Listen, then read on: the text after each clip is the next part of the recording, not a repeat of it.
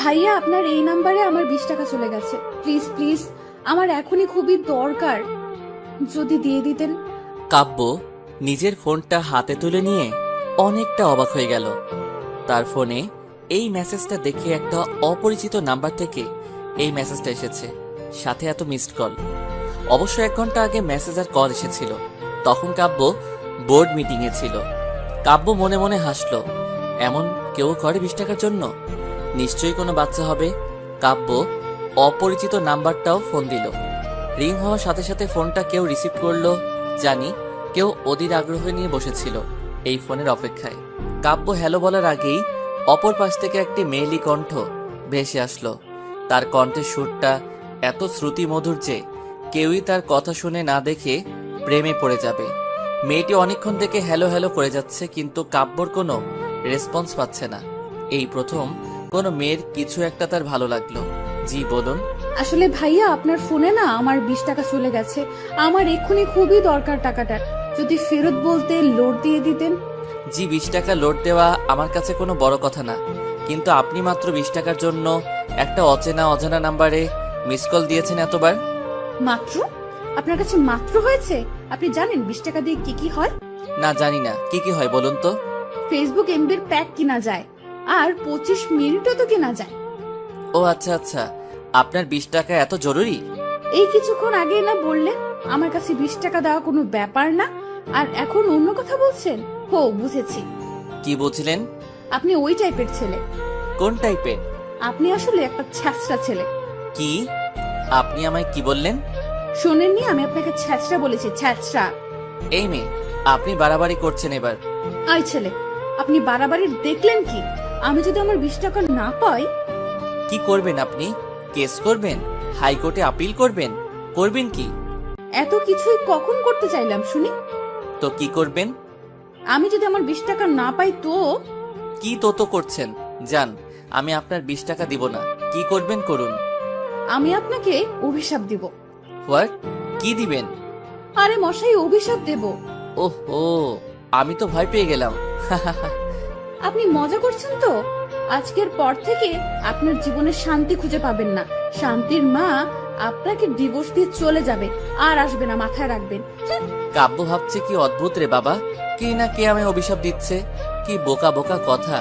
কণ্ঠ শুনে যেমন কেউ প্রেমে পড়ে যাবে, তেমনি কথা শুনে ব্রেকআপ করে। দেখ, দিনটাই খারাপ। অফিস থেকে বাসায় ফিরতে কাব্যর বোন বলতে লাগলো, ভাইয়া, আজ তোর হবে। কি হবে রে? আজ পাত্রী দেখতে যাওয়ার কথা ছিল, আর তুই প্রতিবারের মতো এবারও ভুলে গেছিস। উফ, একটু মনে ছিল না। মা কোথায়? নিজের ঘরে সেজে গুজে বসে আছে। যা না, যা। এই চুপ কর তুই। আগে তোর বিয়ের ব্যবস্থা করতে হবে, বুঝলি? এইসব বলে লাভ নেই। আগে তোর গলায় পড়বে ফাঁসির ফান্দা। নেহা, তোকে আমি। কাব্যর রাগ দেখে নেহা দৌড়ে পালালো। কাব্য নিজের রুমে গিয়ে ফ্রেশ হয়ে তার মা সালেহা বেগমের রুমে গেল। সালেহা বেগম মাথায় হাত দিয়ে ইজি চেয়ারে বসে আছে। সালেহা বেগমকে এমন দেখে কাব্য ভাবছে, হইছে, কাব্য আজ তোর 12টা বাজবেই। মা, আসবো? সালেহা বেগম কাব্যর কথা শুনে চুপ করে আছে। কাব্য আস্তে আস্তে এসে মায়ের কাছে বসলো, তার হাত ধরে বলল, মা তুমি জানো তো আমি কোম্পানির এমডি, আমায় কতটা কাজ করতে হয়। সবকিছুই মাঝে মনে ছিল না, তুমি রাগ করো না। কাব্য, আমার কথা তুই শুনবি। আমি কি তোমার কথা শুনি না মা? আজ যে মেয়েটাকে দেখতে যাব, তুই তাকে আমার ঘরের বউ করে নিয়ে আসবি। আমি তো দেখিনি না দেখে। থাম, এর মানে আমার মতামতের কোনো গুরুত্ব নেই তোর কাছে। হ্যাঁ, আমি ভুলে গিয়েছিলাম চৌধুরী গ্রুপের এমডি তুই অনেক বড় হয়ে গেছিস, তাই এখন আর তোর মা কথার গুরুত্ব তোর কাছে থাকবেই বা কেন? মা, এমন না। ঠিক আছে মা, তুমি যদি বলো আমায় ওই মেয়েটাকে বিয়ে করব, তো ঠিক আছে। ওই মেয়ে হবে কাব্য চৌধুরীর বউ, এই চৌধুরী বাড়ির পুত্রবধূ। সত্যি বলছিস তো? হ্যাঁ, এটা তোমার ছেলের ওয়াদা। সালে বেগম অনেক খুশি, তার ছেলে তাকে এত বড় একটা কথা দিয়েছে। কাব্যর মা মিস সালেহা বেগম কাব্যকে বারবার করে বলছে, এই নে, এটা মেয়ের নাম্বার। এই যুগের ছেলে মেয়ে তোরা একটু বিয়ের আগে কথাবার্তা বলে নিবি, তাই ভালো। মা, যাচ্ছি তো দেখতে, তাতে হবে? আরে দেখা দেখি তো ফ্যামিলির মধ্যে হবে, তারপর ও তোর একটা আলাদাভাবে দেখার দরকার আছে না? না মা, আলাদাভাবে কি দেখা যাচ্ছে? সালেহা বেগম কথা বলে যাচ্ছে আর কাব্য ড্রাইভ করছে আর তার মা সাথে কথা বলছে। আমি বুঝেছি তোকে বিয়ে করতে হবে না, আমার পছন্দ করা মেয়েকে তুই গাড়ি ঘোড়া। আবার কি হলো মা? তুই যেভাবে বলছিস তাতে মনে হয় আমি তোর উপর সব চাপিয়ে দিচ্ছি। আমি খারাপ মা হতে চাই না। তুমি খারাপ মা সেটাকে আমি বলেছি? আচ্ছা ফোন নাম্বারটা নিয়ে ঝামেলা তাই তো? নেহা মার ফোন থেকে নাম্বারটা আমার ফোনে দে তো। নেহা কাব্যর ফোনে নাম্বারটা মেসেজ করে দিয়ে দিল।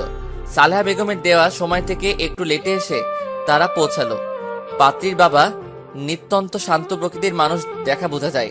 অনেকটা নির্জীবী প্রকৃতির প্রয়োজন ব্যতীত কথা বলেন না। প্রয়োজনের কথা বলছেন। পাত্রীর মা অত্যন্ত সুন্দরভাষী মহিলা, অনেক গুছিয়ে সাজিয়ে কথা বলতে জানেন।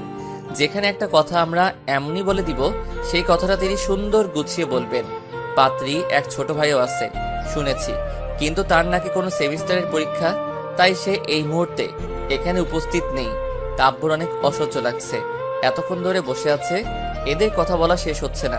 এইসব কথা শুনতে কাব্যর আবার ভালো লাগে না।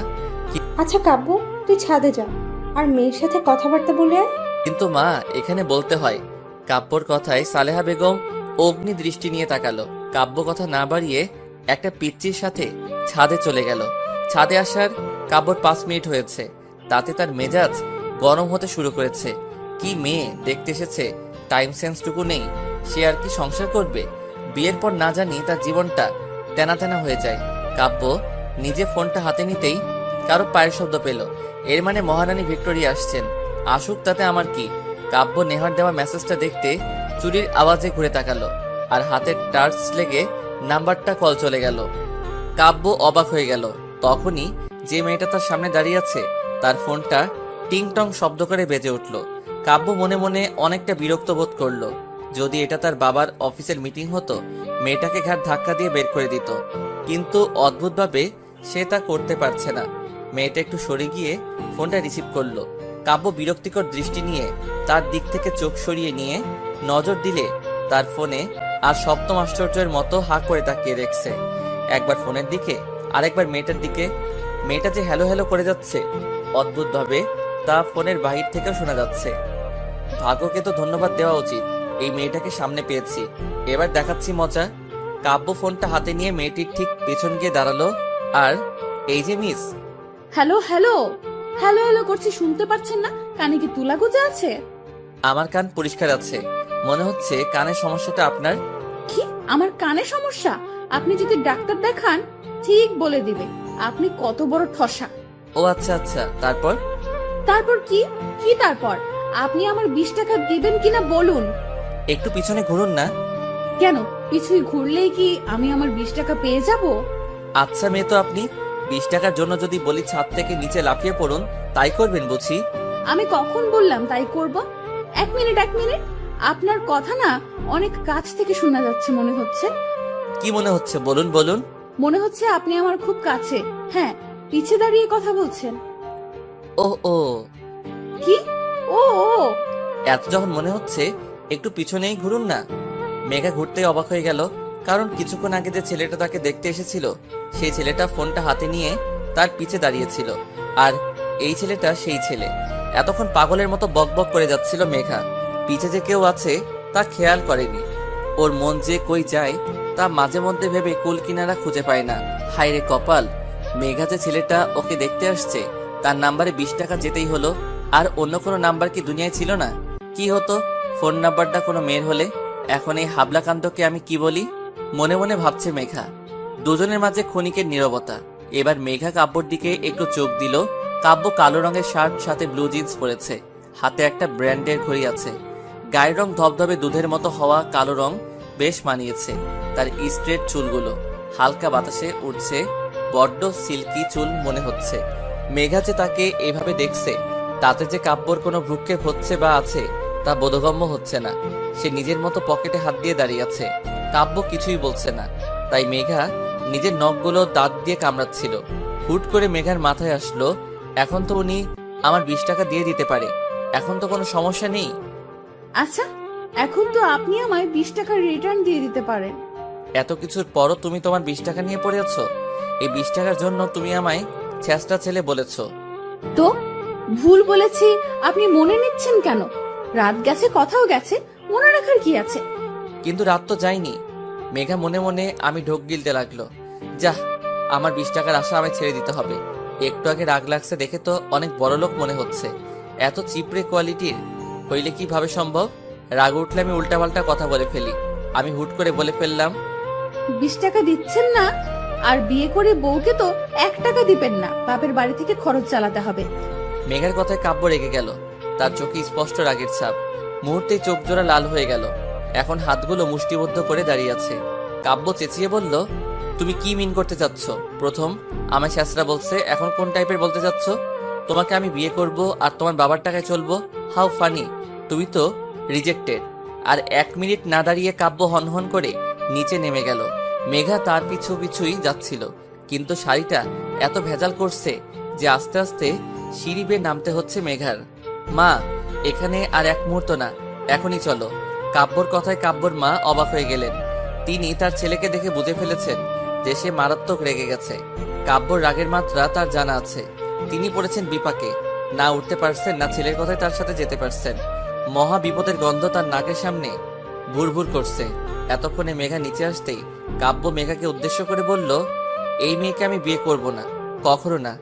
এই যে আন্টি, আপনি অনেক সুন্দর আর সুইট করে কথা বলতে পারেন, কিন্তু আপনার মেয়ে একটা অত্যন্ত অভদ্র অসভ্য মেয়ে। এই মেয়েকে আমি কেন কোনো ছেলেই বিয়ে করবে না। এই যে আপনি আমার শিক্ষা তুলে কথা বলছেন কেন? তুমিও কিছুক্ষণ আগে তাই করেছো।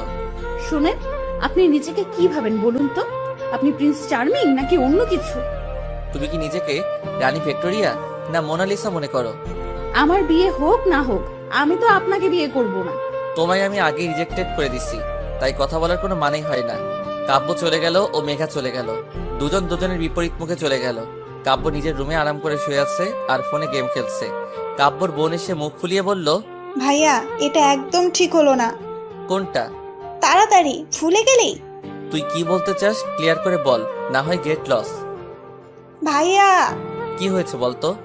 আমার থেকে তোর এত ইন্টারেস্ট কেন? কই? কি ব্যাপার বলতো? কোনো ব্যাপার না। হঠাৎ করে তোতলানো শুরু করলি কেন? এমন ভাবে প্রশ্ন করছিস যেন আমি রিমান্ডের আসামি। তো তুই আমার সাইডে না থেকে ওই মেয়েটার সাইডে কেন? ওই মেয়েটা তোর কি লাগে, বোন? কাব্যর বোন হনহনিয়ে চলে গেল। কাব্য সন্দেহজনক ভাবে নেহার চলে যাওয়ার দিকে তাকিয়ে আছে। মেঘার মা খুব শান্তিপূর্ণ ভাব নিয়ে আছেন। মেঘার বুঝতে বাকি নেই এটা মহাযুদ্ধ। এর আগের পরিস্থিতি, মেঘা ওর মতো পা দুলিয়ে দুলিয়ে আইসক্রিম খাচ্ছে। মেঘার বাবা মাঝে মাঝে মেঘার দিকে এক দৃষ্টিতে তাকাচ্ছেন, আবার নিজের দৃষ্টি ফিরিয়ে নিচ্ছেন। বাবাকে দেখে মনে হচ্ছে এই মহাযুদ্ধ মেঘা লাগিয়ে দিয়ে চুপচাপ পরাস্ত সৈনিকের ন্যায় বসে আছে। মেঘার ভাইয়ের আজ ভার্সিটিতে অ্যাসাইনমেন্ট ছিল, তাই ওকে যেতে হয়েছিল। এই মহাযুদ্ধ বেচারা মিস করে গেছে। ভার্সিটি থেকে ফিরে মেঘার দিকে ড্যাব ড্যাব ভাবে তাকিয়ে আছে। আপু, তুই এটা কি করলি বলতো? কি করেছে শুনি? এত সুন্দর, স্মার্ট, কিউট, হ্যান্ডসাম, ড্যাশিন মার্কা ছেলেকে রিজেক্ট করে দিলা? ও রিজেক্ট করেনি, ছেলে করেছে। মেঘার মায়ের কথায় মেঘা আর আকাশ একসাথে ওদের মাকে বলে উঠল, তুমি একটু চুপ থাকো না মা। হ্যাঁ, আমি তো চুপ থাকবই। তোদের যা ইচ্ছা হয় তোরা করবি। এইসব দোষ তোমার, বুঝলে? এর মধ্যে আমায় টানছো কেন? টানবে না, তুমি তো নষ্টের গোড়া। পুতুল, কি আজে বাজে বলছো? আহা মা, তুমি এই সিরিয়ালি ড্রামা কিছুক্ষণের জন্য বন্ধ করো তো। এই আকাশ, তোর কি হয়েছে বলতো? কেন আপু, কি হবে? তুই আমার ভাই না ওই কাব্যর ভাই? অবশ্যই তোমার ভাই। আমার সাথে রক্তের সম্পর্ক হয়ে আমার দিকে টানছিস না? আমি এত কিউট সুন্দর না বলে বলছিস ছেলেটা কত সুন্দর কিউট হ্যান ত্যান কেন? ওমা, তাই নাকি? আমি এসব বলেছি? আচ্ছা, তুই আর কাব্যের বোন নেহা একই ডিপার্টমেন্টের না? তো তো কি, তুই আমায় বল। আরে আপু, যে বোনের ভাই আমার বোনকে পাত্তা দেয়নি, আমি সেই ভাইয়ের বোনকে কেন দিব বলো? এই না হলো আমার ভাই? মেঘার ভাই মাথায় হাত দিয়ে বসে রইল। কি আকাশ পাতাল ভাবতে শুরু করেছে ও ভালো জানে। তখনই, এই, তোর ফোন ধরতে এত টাইম লাগলো কেন সেটা আগে বল। সি নেহা, তোমার ভাষার এ কি হাল হয়েছে? চুপ করে থাক, তুই একটা কথা বলবি না আমার ভাষা নিয়ে। আচ্ছা বাবা, আচ্ছা, এত হাইপার কেন হচ্ছ বলো তো? কেন হচ্ছি তোমায় বলতে হবে? তুমি বুঝতে পারছো না? ও, তোমার ভাইয়া আমার বোনকে রিজেক্ট করেছে, সেজন্য তুমি হাইপার হচ্ছ? কেন, আমি তো আর তোমায় রিজেক্ট করিনি। মিসকা শয়তানের মতো কথা বলা বন্ধ করো। তুমি জানো আমি কত ছলে বলে কৌশলে মায়ের কানে মেঘা আপুর কথাটা তুলেছিলাম। নেহা আন্টি কিন্তু আগে থেকে মেঘা আপুকে মারাত্মকভাবে পছন্দ করতেন, তুমি শুধু হওয়া কাজটাকে করে দিয়েছো। আমি না করলে না, মা ইমোশনাল ব্ল্যাকমেল করে ভাইকে রাজি করাতে পারতো না। সব তো ঠিক ছিল, ওদের মাঝে এমন কি হলো যে দুজন এমন বিহেভ করলো? ওরা কি দুজন দুজনকে আগে থেকে চিনতো? কিন্তু প্রশ্ন হচ্ছে কিভাবে, কেমনে? আমি এসব কিছুই বুঝি না, জাস্ট বলবা, এরপর তুমি কি করবা? শোনো আপু, আর ভাইয়াকে এক করার জন্য যদি আমাদের করোনা ভাইরাসের মেডিসিনও আবিষ্কার করতে হয়, তাও আমরা করতে কিছুই হব না। এর মধ্যে করোনা ভাইরাসের মেডিসিন আসছে বা কোথা থেকে? ওরে আমার মাথা মোটা, চুপচাপ প্ল্যানটা শোনো। এটা এবার একটা কাজে দিবে তো? দিবে মানে 100% দিবে। আচ্ছা দেখে নিব, শুনে এখন ফোন রাখছি আমি। নেহা ফোন রাখতেই আকাশ হাঁপ ছেড়ে বাঁচল, হাত পা মেলে চিত হয়ে বিছানায় শুয়ে পড়ল। নেহার সাথে তার 2 বছরের সম্পর্ক, অনেক বেশি ভালোবাসে মেয়েটা, কিন্তু তাকে পাওয়ার জন্য হয়তো একটু বাড়াবাড়ি টাইপের কিছুই করছে। কিন্তু এটা না হলে নেহার সাথে ওর একসাথে থাকা আর হবে না। কবি বলেছেন ভালোবাসায় সব ঠিক। কোনো কবি বলেছিল এই মুহূর্ত আকাশের মনে নেই, আর তা সে মনে করতে যাচ্ছে না। এখন তার একটা মিশন, কাব্য মেঘার বিয়ে দেওয়া। অনেকক্ষণ ধরে আকাশ মেঘার সামনে বসে আছে, কিছুই বলছে না। মেঘা ভ্রু কুচকে আকাশের দিকে তাকিয়ে ভাবছে আসলে ওর মতলবটা কি। আপু আসলে আমি তখন তোর সাইড নেইনি, তোর অনেক খারাপ লেগেছে। লেগেছে তো। আচ্ছা আপু, তুই এসব বিয়ে টিয়ে বাদ, তোকে ওইসব করতে হবে না। তুই এর থেকে এক কাজ কর, তুই তো একটা প্রজেক্ট ফাইল নিয়ে কাজ করছিস, একটা কোম্পানি আছে সব থেকে নাম করা আর মার্কেটে নাম্বার 1 কোম্পানি। এই কোম্পানিতে প্রথম একটা ধাপ আছে, এরা বিলিয়ার্ড যাদের প্রজেক্টটা নতুন কিছু দিতে পারবে তাদের সাথে কোম্পানি 15 দিনের একটা ডিল করবে। এই 15 দিন তুই কাজটা করে দেখ, আমার মনে হয় ইউ ক্যান ডু ইট। তোর আইডিয়াটা আমার ভালো লেগেছে, আর তাছাড়া এই প্রজেক্টটা নিয়ে অনেক বেশি মাথা ঘামিয়েছি। এমন একটা সুযোগ সত্যি হাতছাড়া করা যায় না। বাহ, আমি কি এমনি বলি, আমার আপু কোটিতে একটা। একটা কথা এখনো বুঝতে পারছি না, তুই এত এত এইসব বিষয়ে হুট করে আগ্রহ প্রকাশ করছিস। আপু, ক্রাইম পেট্রোল দেখো ভালো কথা, কিন্তু তা থেকে ভালো কিছু শেখো। অহেতুক নিষ্পাপ বাচ্চার উপর দোষ লাগাবি না বলে দিলাম। আচ্ছা, তোকে রাখতে হবে না, আমায় কাল অফিসের অ্যাড্রেসটা দিয়ে দিস। এখনই নিয়ে নে। এত তাড়াহুড়ো কেন করছিস বলতো? তোর ভাবসাব দেখে মনে হচ্ছে আমি আজই এই মুহূর্তে অফিস গেলে তুই 2-3 বার লুঙ্গি ড্যান্স দিবি। তুমি অফিস গেলে বেতন তো পাবা, সেটা তোমার বেশি লাভ হবে, তাই খুশি ধরছে না আর।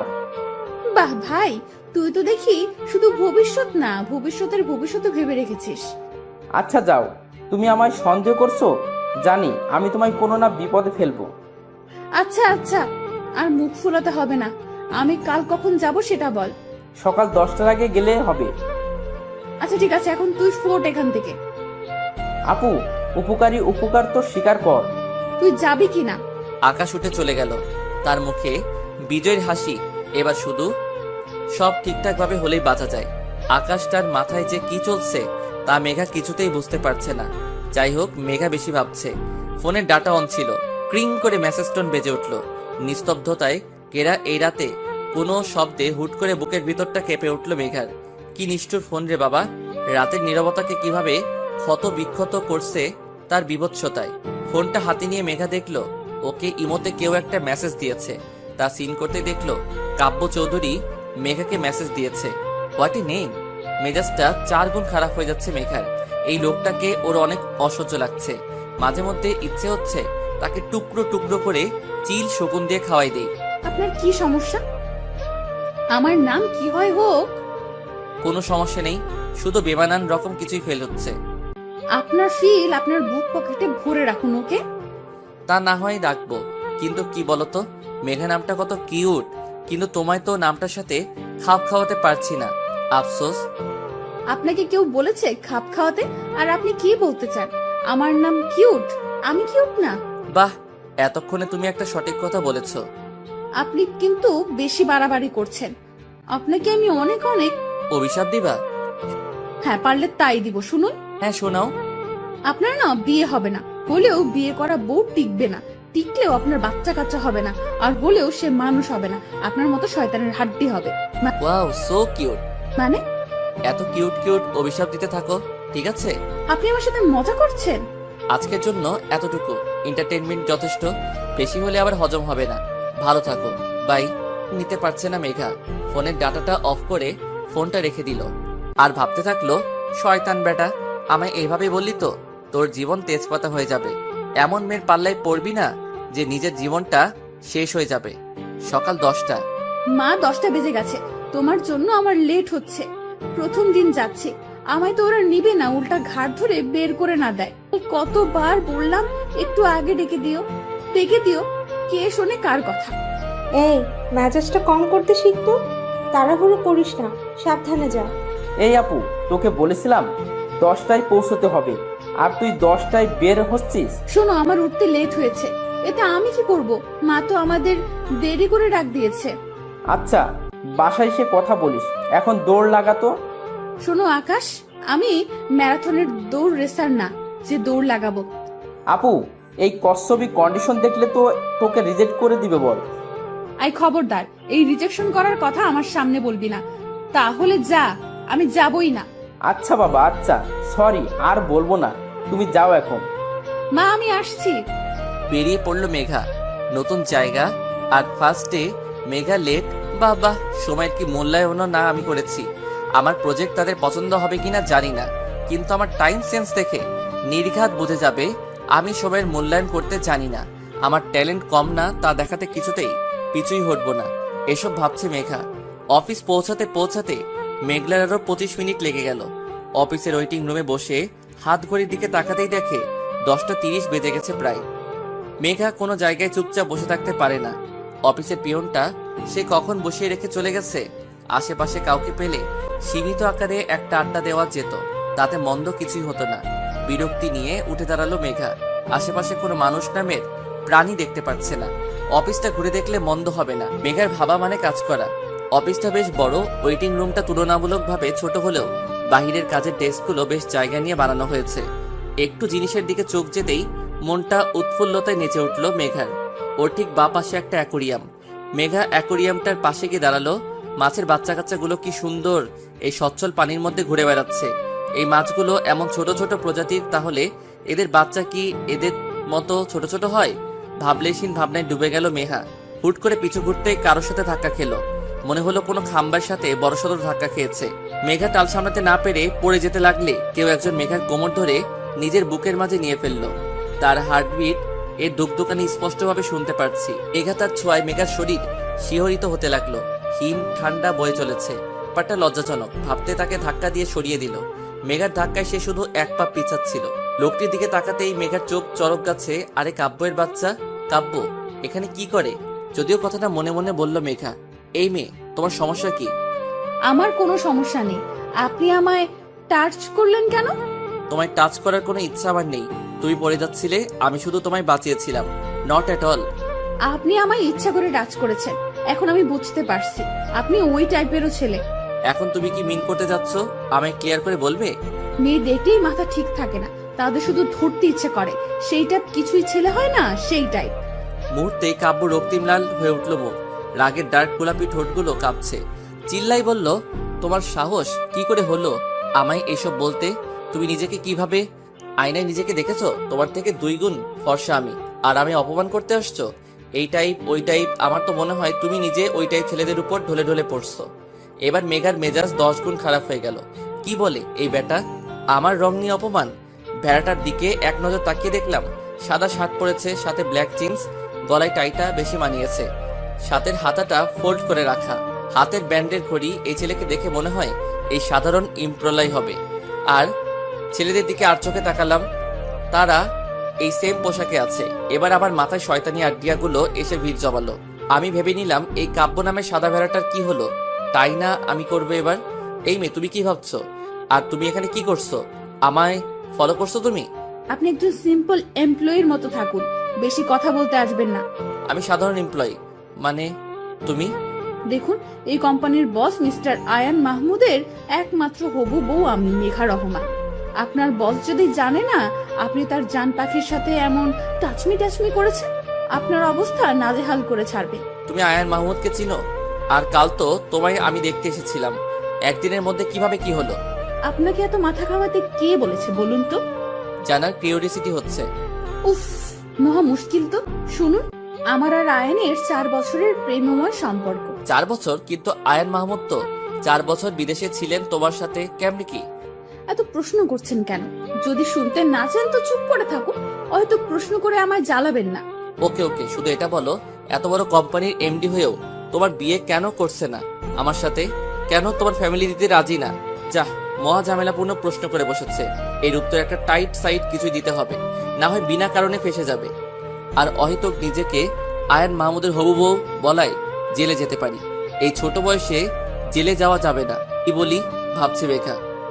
আসলে সমস্যাটা কি হচ্ছে আয়ানের? কি আয়ানের? আয়ান মাল খায়। কি? সরি, মানে আয়ান ড্রিঙ্ক করে। সরি, এটা বাবার খুব অপছন্দনীয় বিষয়। আসলে বড়লোক বাবার একমাত্র ছেলে একটু একটু তো খাবে, এতে অপছন্দের কি আছে? আমার তো ড্রিঙ্কস করা ছেলে স্বামী হিসেবে বেশ পছন্দ। কাব্যর চোখের দিকে তাকাতেই মেঘা চুপ হয়ে গেল। তার চোখে মুখে স্পষ্ট রাগের ছাপ। সে রাগে ফুসফুস করছে, তা ভালো বোঝা যাচ্ছে। মেঘা তো আয়নের কথা বলছে, তাহলে কাব্য কেন রাগে জ্বলছে? ও বুঝেছি, জেলাস ফিল করছে। How cheap. কাব্য দেখে এবার ভয় হওয়াটাই স্বাভাবিক। রাগে চোখটি লাল হয়ে উঠেছে, ডার্ক গোলাপি ঠোঁটগুলো কামড়ে ধরে আছে। একপাশে শার্টের হাতের ফোলটা অগোছালো হয়ে উঠেছে। সেদিকে ব্রুকেপ না দিয়ে কাব্য 1 পা 2 পা করে মেঘার দিকে এগিয়ে যেতে লাগলো। অদ্ভুতভাবে মেঘার ভয় লাগছে। কাব্যকে সে ভয়ে কুকিয়েছে। কাব্য এগিয়ে আসছে আর মেঘা মাথা নিচু করে পিছিয়ে যাচ্ছে। মেঘার পিঠ ঠেকে গেল দেয়ালে। এই পাশ ওই পাশ তাকাতে কাব্য ঠিক ওর সামনে এসে দাঁড়ালো। কাব্য এক হাত পকেটে রেখে অন্য হাত দেয়ালে রেখে বাঁকা হয়ে মেঘার দিকে ঝুঁকে দাঁড়ালো। অনেক কাছে থাকা সত্ত্বেও কাব্য মেঘাকে টাচ করেনি, আর তার খুব কাছে শুধু দাঁড়িয়ে আছে। মেঘার ভয় যায় যায় অবস্থা। দৌড়ে পালানোর সুযোগ পেলে হয়তো ম্যারাথন রেসারকেও হার মানাবে। মিস মেঘা, জি। তুমি কি বলছিলে জানো? কই কি বলেছি? কিছুই বলিনি তো। কিছুই বলনি মেঘা? কাব্যর মেঘার ফেসটা দেখতে অনেক ভালো লাগছে। ভয়ের চাপ স্পষ্ট। ভয়ে বাচ্চাদের মতো চোখ বন্ধ করে আছে। কাব্য মেঘার থেকে সরে এসে বলল, তুমি কি বললা মেঘ? আমি কই? তুমি কি বললা মেঘা? তুমি আয়ন মাহমুদের হবু বউ? মেঘা নিশ্চুপ। সব সময় ফাইজলামো করলে যে হয় না তা এখন হারে হারে বুঝতে পারছে সে। এই লাল রাক্ষস আমার সাথে এখনই কি করবে কে জানে। এইসব ভাবছে। মেঘা কাব্যর পাশে একটা ছোটখাটো ড্রেস পরা মেয়ে এসে দাঁড়ালো। অফিসের এমপ্লয়ি। মেঘার মেয়েটাকে দেখে মনে হচ্ছে বড্ড অভাব অনটনের ফলে জামার বাকি অংশ বিক্রি করে দিয়েছে। আহারে বেচারি। কি হয়েছে কাব্য বেবি? এই মেয়েটাকে? ও তিশা, মিট। উনি নাকি আয়ন মাহমুদের হবু বউ। ও মাই গড, সিরিয়াসলি? ওদের হাসাহাসি দেখে মেঘার ইচ্ছে করছে মাটি ফাঁক করে তার মধ্যে ঢুকে যায়। কি দরকার ছিল এমন একটা মিথ্যা বলার? এখন কতটা অপ্রস্তুত ফিল হচ্ছে। মেয়েটি হুট করে মেঘার গাল টিপে ধরলো।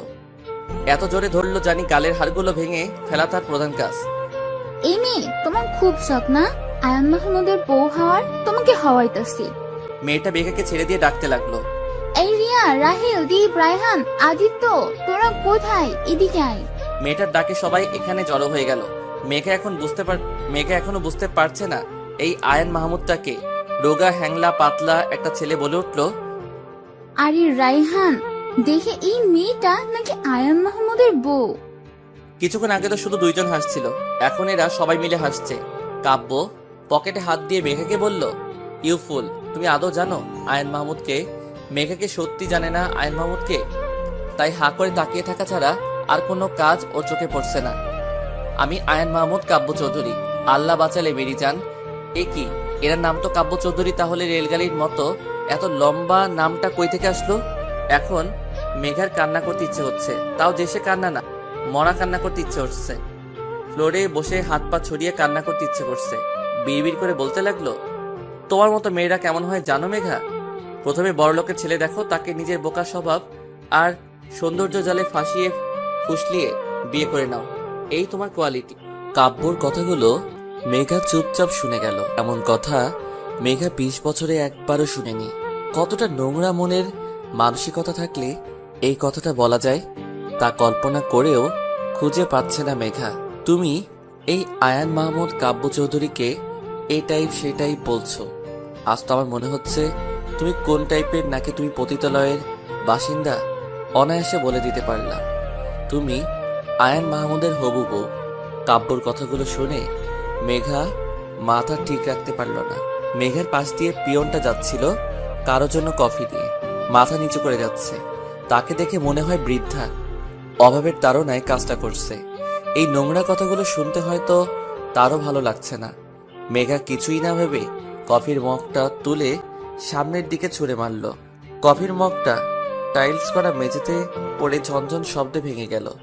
মুহূর্তেই এক বিকট শব্দে মেঘা সামনের দিকে তাকাতেই দেখল কাব্য নিজের হাতে তাকে ফোনটা এক আছাড়ে ছিন্ন বিচ্ছিন্ন করে ফেলল। বিষণ্ণিত হয়ে গেল, কারণ মেঘা কফিটা তাহলে কাব্যর মুখেই ছুঁড়ে মেরেছে। তাই রাগে তিনি তার ফোনটা ভেঙে ফেললেন। মুহূর্তেই কাব্য রিয়া নামের মেয়ে হাতে থাকা জুসের বোতলটি এক প্রকার ছিনিয়ে নিয়ে মেঘার সামনে এসে দাঁড়ালো। পুরো জুসের বোতলটা মেঘার মাথায় ঢেলে দিল। তাতেও বোধহয় তার শান্তি হলো না। মেঘার চুলের ঝুঁটি শক্ত করে ধরে ফেলল। মেঘা ব্যথায় কুকিয়ে উঠল। অনেক কষ্টে চোখের পানি ধরে রেখেছে মেঘা। কেউ একজন বলেছে চোখের পানি দুর্বলতার চিহ্ন, আর মেঘা তা কিছুতেই হতে দিতে পারে না। দাঁতের দাঁত চেপে কাব্য বলতে লাগলো, তোমার এত সাহস, আমার উপর কফি ছুঁড়ে মারো? তোমার কি হাল করি আমি, জাস্ট দেখো তুমি। কাব্য মুষ্টিবদ্ধ করে ধরেছিল মেঘার চুলগুলো, আর এক হাত দিয়ে মেঘার কাঁধের হাড়গুলো ভাঙার জন্য শক্ত করে ধরে কথাগুলো বলছিল। মেঘার পারল না নিজের চোখের গঙ্গা যমুনাকে আটকাতে। বড় বড় 2 ফোঁটা মেঘার গাল বয়ে পড়ছে। কাব্য মেঘার চোখের দিকে তাকাতেই মেঘাকে ছেড়ে দিল। মেঘার থেকে একটু দূরে গিয়ে রাহেল বলে চিৎকার করলো। মুহূর্তের মধ্যে একটি ছেলে তার সামনে এসে দাঁড়ালো। কি বলো? এই মেয়েটি এখানে কি করছে? কাব্য, তুই আগে একটু শান্ত হ। আমি ঠিক আছি, তুই বল জাস্ট কেন এসেছে ও? কাব্য চিল্লাই বলল কথাটা। আমাদের কোম্পানিতে প্রজেক্টের উপর এমপ্লয়ি নেওয়া হয়েছে শুধু বেস্টটা খোঁজার জন্য। উনি এসেছেন মানে নিজের প্রজেক্টটা জমা দিতে। ফেরত দিয়ে দে। এমন একটা মেয়েকে কোনোভাবে আমি আমার কোম্পানিতে নিব না। কিন্তু কাব্য, কি কিন্তু? ফাইলটা অলরেডি মিস্টার জনির কাছে চলে গেছে।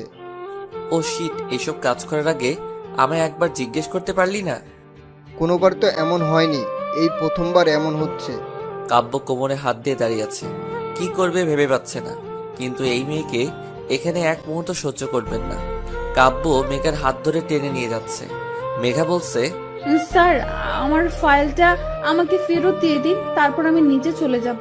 মেঘার কথায় কাব্যর কোনো ভ্রুক্ষেপ নেই। এখন তার একমাত্র লক্ষ্য মেঘাকে অফিস থেকে বের করে দেওয়া। মেঘার কোনো কথা শুনতে চাচ্ছে না কাব্য। হুট করে একজনের ডাকে কাব্য থেমে গেল। পিছুই ঘুরতে কাব্য দেখল মিস্টার জনি আর তার সেক্রেটারি দাঁড়িয়ে আছে। কাব্য মিস্টার জনিকে দেখে কিছুই বলছেন না। মেঘা মিস্টার জনির দিকে তাকালো। তিনি বাংলাদেশি নন, একজন ভিন্ন দেশি, ইংরেজও বলতে পারি। তার মাথায় একটা চুলও অবশিষ্ট নেই, মানে বাংলা ভাষায় তিনি টাকলা। মিস্টার জন কাব্যকে বলছেন, মিস্টার চৌধুরী, এখনই আমার সাথে আপনি মিটিংয়ে বসিবেন। আমি আর লেট করতে চাই না। বাহ মিস্টার টাকলা। আরে ধুর, মিস্টার জনির শুদ্ধ সাধু ভাষা শুনে মেঘার আরো মজা লাগলো। হাতে তালি দিয়ে তাকে সাবাস বলতে ইচ্ছে করছে, কিন্তু এই খাটাসটা আমায় ধরে আছে, ছাড়ার নাম নেই। ইচ্ছে করছে লাথি মেরে কাত করে ফেলে দেই।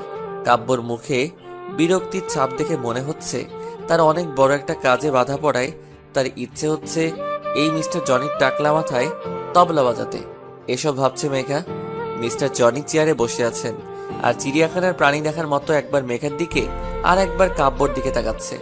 কাব্যর শার্টটা পুরো নষ্ট হয়ে গেছে কফি ফেলার কারণে, আর মেঘার মাথার উপর জুস ফেলায় তার চুলগুলো চুপসে এলোমেলো হয়ে আছে। কাব্য নিজের শার্টের হাতাটা ভাঁজ করতে ব্যস্ত, আর মেঘা নিজের চুলগুলো গোছাতে। মিস্টার জনি বলে উঠলেন। মিস্টার জনি খুবই গম্ভীরভাবে বলতে লাগলেন, মিস্টার চৌধুরী, আমি এসব কি দেখতেছি? আপনাদের কি কোনোই ইন্টারেস্ট নেই? মিস্টার জনি, আপনি ভুল ভাবছেন। অ্যাকচুয়ালি কিছুই প্রবলেমের জন্য আমার একটু লেট হলো, তাছাড়া আর কিছুই না। টাকলার কথায় বা কাব্যর কথায় মেঘার ভ্রুক্ষেপ নেই। মেঘার কালো রঙের ফাইলটা শুধু ওর চোখের সামনেই ভাসছে। মেঘার ইচ্ছে হচ্ছে দৌড়ে নিয়ে পালাই, কিন্তু তা পারছে কই। এটা আমার ফাইল, আমি নিতে পারি, এই সবই ভাবছে মেঘা। মিস্টার জনি মেঘার ফাইলটা নিয়ে বলল, ইহা কি আপনার মিস? জি স্যার, আপনার নাম কি জানিতে পারি? জি আমার নাম মেঘা রহমান। আপনি এই প্রজেক্টটা পাইবার যোগ্যতা সম্পূর্ণ একজন। আপনি এই কাজটা ভালো করিতে পারিবেন কি বলেন মিস্টার চৌধুরী? না, এই মেয়েটা এই কাজটা করবে না, আমরা অন্য কাউকে দেখে নিব, অবশ্য বেটার কাউকে পাবো। স্যার, যদি আপনি আমার সাথে আপনার পার্সোনাল প্রবলেমটা ভুলে আমার ফাইলটা দেখে আমার যোগ্যতা নির্ণয় করেন তাহলে ভালো হবে। মেঘার প্রথমবার ভালো কিছুই বলে কাব্যর বোধ হলো। ফাইলটা নিয়ে চোখ বোলাতে লাগলো। কাব্য হতবাক, এই মেয়ে এই সুন্দর ডিসক্রিপশন দিয়ে প্রজেক্টটা বানিয়েছে। এই মেয়ের মাথায় তো বুদ্ধি নেই, এক নম্বরের ডাফার, কিন্তু ওর কাজের জন্য সত্যি এই জবটাও ডিজার্ভ করে। কাব্য চুপচাপ দাঁড়িয়ে আছে, ফাইলটা পড়ছে আর কপালে ভাঁজ হয়ে গেছে, নিচের ঠোঁটটা কামড়ে ধরে পড়ে চলেছে। কিছুক্ষণ পর কাব্য বলল, মিস মেঘা, আপনি এই কাজটার জন্য পারফেক্ট, আমাদের ফর্মালিটিগুলো দেখে সাইন করে নিন। মিস্টার জনি মেঘাকে উদ্দেশ্য করে বললেন, আপনি কি এইহা ভালো করে করিতে পারিবেন? জি স্যার, এটা আমার কাছে একটা ড্রিম জব। এই যে প্রজেক্টের মাধ্যমে আপনারা যে কল্পনা সিটিটা তৈরি করতে যাচ্ছেন না স্যার, অনেক মধ্যবিত্ত ফ্যামিলির স্বপ্ন কি হয় জানেন স্যার? তার সব পুঁজি দিয়ে একটা বাসা করা। আর যখন এমন মানুষ তাদের শেষ সম্বল নিয়ে ভরসার হাত খুঁজে, তাদের ভরসার হাতটুকু শুধু আমরা ধরতে পারি, এটাই আমার লক্ষ্য। আর আমার কাছে বিজনেস মানে আমি কতটুকু লাভবান হলাম শুধু তা বিবেচনা করা নয়, আমার জন্য সামনের মানুষের কতটুকু লাভ হলো তা বিবেচনা করাই আমার প্রধান আর প্রথম কাজ। মেঘা কথা বলার সময় কাব্য মুগ্ধ নয়নে তার দিকে তাকিয়েছিল। সে ভেবেছিল এই মেয়ের মাথায় গোবর ছাড়া কিছুই নেই, কিন্তু একটু একটু আইডিয়া আছে। মিস্টার জনি হ্যান্ডশেক করে চলে গেছেন, তাও 10 মিনিট হলো। মেঘা আর কাব্য দাঁড়িয়ে আছে, কিছুই বলছে না। হুট করে কাব্য বলল, রায়ান, ওনাকে বলে দাও আমাদের অফিসে কাজ করতে হলে রুলস মানতে হবে, রুলস আর রুলস। জি স্যার, মিস মেঘা স্যার বলল। হ্যাঁ হ্যাঁ, আমি কি রুলস ভাঙবো নাকি? আপনার স্যারকে বলে দিন। রায়ান, তাকে বলে দাও এরকম অসভ্যতামো এখানে চলবে না, বাকিদের মতো হতে হবে, বলে দাও তাকে। জি স্যার, মিস মেঘা স্যার। আপনি থামুন, আমি কি অসভ্যতামি করেছি? উনি সেম কাজ করেছে। আপনার স্যারকে বলে দিন মেয়েদের সম্মান করতে শিখুক। রায়ান, তাকে বলে দাও আমি মেয়েদের সম্মান করতে জানি, তার কাছ থেকে শিখতে হবে না আমার। জি স্যার, মিস মেঘা।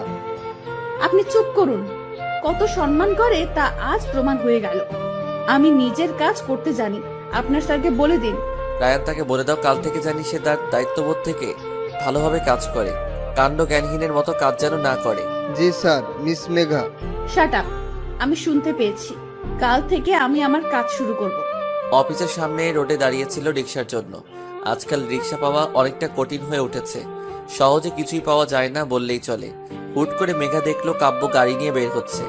মেঘাকে দেখে গেটের সামনে গাড়ি থামিয়ে নেমে পড়লো আর মেঘার সামনে এসে বলতে লাগলো, তোমায় আমার একদম অসহ্য লাগে, ইউনো। মিস্টার কাব্য, এই কথাটা বলার জন্য কি আপনি নেমে আসলেন? জি হ্যাঁ, কারণ অফিসে ঢুকলে আমরা জাস্ট কলিগ আর বসের ব্যবহার করব, কিন্তু বাহিরে তুমি আর আমি শত্রু, এটা ভুলে গেলে কিভাবে চলে? আচ্ছা, এত তাড়াতাড়ি আপনায় কিভাবে ভুলি? কাব্য কথা না বাড়িয়ে চোখে সানগ্লাস দিয়ে ঘুরে চলে যাচ্ছে।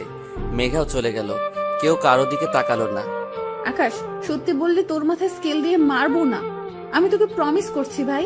আপু, তুমি অফিস থেকে ফিরে আমার সাথে এমন শুরু করলে কেন? তুই কিছুই জানিস না ভাইয়া। না আপু, কিছুই জানি না। টাচ করে স্কেল দিয়ে আকাশের মাথায় মারলো মেঘা। আকাশ মাথায় হাত দিয়ে বলল, উফ, আপু মারলা কেন? তুই কিছুই জানিস না? না আপু, বিশ্বাস করো না তোমার ভাইয়াকে। তুই তো মির্জাফর, তোকে বিশ্বাস আর চুলিভর পানিতে ডুবে মরা এক। আপু কি হয়েছে বলো না। তুই জানতি আয়ন মাহমুদকে? কে আবার? গ্রুপের এমডি। এমডি না? উফ আপু, আবার কেন মারলি? আয়ান মাহমুদ কে তুই জানিস না? না আপু না। আকাশের মনে কি চলছে আমায় খুঁজে বের করতেই হবে। এভাবেও বলবে না। আমার আজ কাব্যর অফিসে যাওয়া কোনো ইতেফাক হতে পারে না, কিছুই তো রহস্য আছে। এসব মনে মনে ভাবছে মেঘা। অফিস থেকে ফিরে কাব্য সে কখন থেকে ভিডিও গেম খেলছে। নেহা বিরক্তিভাজন নিয়ে বলল, ভাইয়া। কি হয়েছে? চিৎকার করছিস কেন? আমি কি কানে শুনতে পাই না? হ্যাঁ পারো তো, বলো না আজ অফিসে কি হলো? কি হলো মানে? কোনো শুটিং এর প্রোগ্রাম করে ফিরেছি কি যে তোকে গল্প শোনাবো? নেহা মুখ ফুলিয়ে বসে রইল। কাব্যর সন্দেহ এবার অনেকটা বেড়ে গেল। ব্যাপার কি? নেহার এত আগ্রহ কেন আজ অফিসে কি হয়েছে জানার জন্য? মেঘার সাথে দেখা হওয়াটা বারবার ইতেফাক নাকি অন্য ব্যাপার আছে? জানতে হচ্ছে বিষয়টা। নতুন জায়গায় সবার সাথে মিশতে একটু অদ্ভুত ফিল হয়, এটা স্বাভাবিক ব্যাপার। কিন্তু নতুন জায়গায় কোনো অপরিচিত ছেলে ড্যাব ড্যাব করে তাকিয়ে থাকে, তখন তা অস্বস্তিকর হয়ে ওঠে। হ্যাঁ ঠিক তাই, মেঘার সাথে এখন তাই হচ্ছে। নিজের ডেস্কে বসে ফাইল সিস্টেমটা চেক করছিল, ঠিক মেঘার থেকে কয়েক হাত ফাঁকে এই অফিসের একজন কলিগ মেঘাকে চোখ দিয়ে গিলে খাচ্ছে অনায়াসে। মেঘার ইচ্ছে করছে ওর চোখগুলো গুটিয়ে টেরা করে দেই। লুচ্চা কোনখানকার। মিস্টার কাব্য চৌধুরী আসতে সব মেয়ে হা হয়ে যে যার জায়গায় দাঁড়িয়ে পড়ল। জানি ডোনাল্ড ট্রাম্প হেঁটে আসছেন। অবশ্য সবার ক্রাশ কাব্য স্যার। কাব্য স্যার চকলেট কালারের একটা টি শার্ট পরেছে, সাথে হলুদ জিন্স, গলায় টাইটা আটোসাটো করে বাঁধা, হাতে ব্ল্যাক বার্নের ঘড়ি, চোখটা লালচে কালারের সানগ্লাস। নিজের সিল্কি চুলগুলো ঠিক করতে করতে আসছেন। ওইদিকে নজর না দিয়ে নিজের কাজে মন দিল মেঘা। 15 দিন পর আমার মুক্তি ভাবতেই আনন্দ নিকেতন গিয়ে দেই দেই করে নাচ করতে মন যাচ্ছে। উফ, জমজমাট বিষয়। এই সবই ভাবছি মেঘা। মেঘা নিজের কাজ অতি মনোযোগ সহকারে করতে লাগলো। বিপত্তি ঘটলো তখন, যখন অফিসের মনিটরটা আর কাজ করছে না। এখনো অনেক কাজ। মেঘা এখানকার পিয়নকে ডেকে কথাটা বলতেই তিনি ম্যানেজারকে জানালেন বিষয়টা। ম্যানেজার গম্ভীরভাবে বলল, আই এম সরি, এটা যে রিপেয়ার করার কথা ছিল তা হয়তো লক্ষ্য করিনি, এর জন্য হয়তো এই হাল। কিন্তু স্যার, আমি তো কাজ করব, আমার অনেকটা কাজ এখনো পড়ে আছে। আপনি আমার সাথে চলুন। কি ব্যাপার ম্যানেজার সাহেব, আপনি হুট করে এখানে?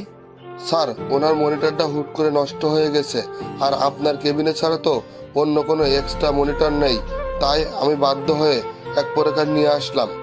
কাব্য বিরক্ত হলেও কিছুই বলল না। ম্যানেজার সাহেব মেঘাকে বসিয়ে দিয়ে চলে গেছেন। এই রাক্ষসপুরীতে বসে স্বয়ং রাক্ষস রাজের সাথে বসে কাজ করছি। কত যে বিরক্তিকর পরিস্থিতি তা কোনো ভাষার দ্বারা ব্যাখ্যা করা সম্ভব না। অসম্ভব ব্যাপার স্যাপার সব। কিন্তু এক বিষয়ে খুব ভালো লাগছে, ওই ছেলেটার চেয়ে রাক্ষস রাজ বেটার। মনে মনে ভাবছে মেঘা। মেঘা নিজের মতো কাজ করে যাচ্ছে। সময় খুব কম, কাজ খুব বেশি। কাব্য স্যার নিজের মতো কাজ করছে। কিবোর্ড চাপার শব্দ ছাড়া আর কোনো শব্দ ধ্বনিত হচ্ছে না। ক্যাফেটেরিয়ায় পাশাপাশি বসে আছে আকাশ আর নেহা। তাদের মাথায় একটা লক্ষ্য, কাব্য মেঘাকে এক করা। এত ভাবনা চিন্তা পরীক্ষার সময়ও করে না যতটা এখন বসে করছে। এই, তোর মাথায় কোনো আইডিয়া আসলো? নেহা, এটা তোমার ভাষা, আমায় তুই কেন বলছো? যতদিন না তুই আমাদের ফ্যামিলিতে বলতে পারবি ততদিন আমি তোকে তুই বলবো। বাড়াবাড়ি হয়ে যাচ্ছে কিন্তু নেহা। বাড়াবাড়ির তুই দেখেছিস কি? এখন দেখাবো। ওরে বাবা, এখন আমাদের ঝগড়া না, এক থাকতে হবে। আমরা যদি আমার আপু তোমার ভাইয়ার মতো ঝগড়া করি তাহলে কি চলবে? হ্যাঁ, তা ঠিক বলছো, কিন্তু আমি তুই বলবো ফাইনাল। আচ্ছা, আমরা তো ওদের দুজনে অফিসে পাঠিয়ে দিলাম, কিন্তু ওরা কি এক হবে নাকি?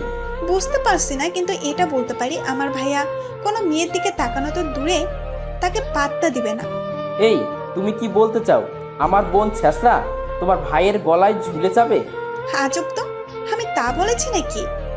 কি বলতে চাচ্ছ সেটাও তো ক্লিয়ার করে বলছো না। আচ্ছা, আমার ভাই যদি কিছুই না করে, তোমার বোনও যদি কিছুই না করে, তবে কেমনে কি? নেহার কথায় আকাশ নেহার দুজনে কপালে হাত দিয়ে বসে রইল। কাজ করতে করতে বড্ড ক্ষুধা লাগছে মেঘার, তাই ব্যাগ থেকে চকলেট বের করলো। চকলেটটা মুখে পুরে দিতেই সামনের দিকে তাকাতেই দেখলো কাব্য মেঘার দিকে ভ্রু কুচকে তাকিয়ে আছে।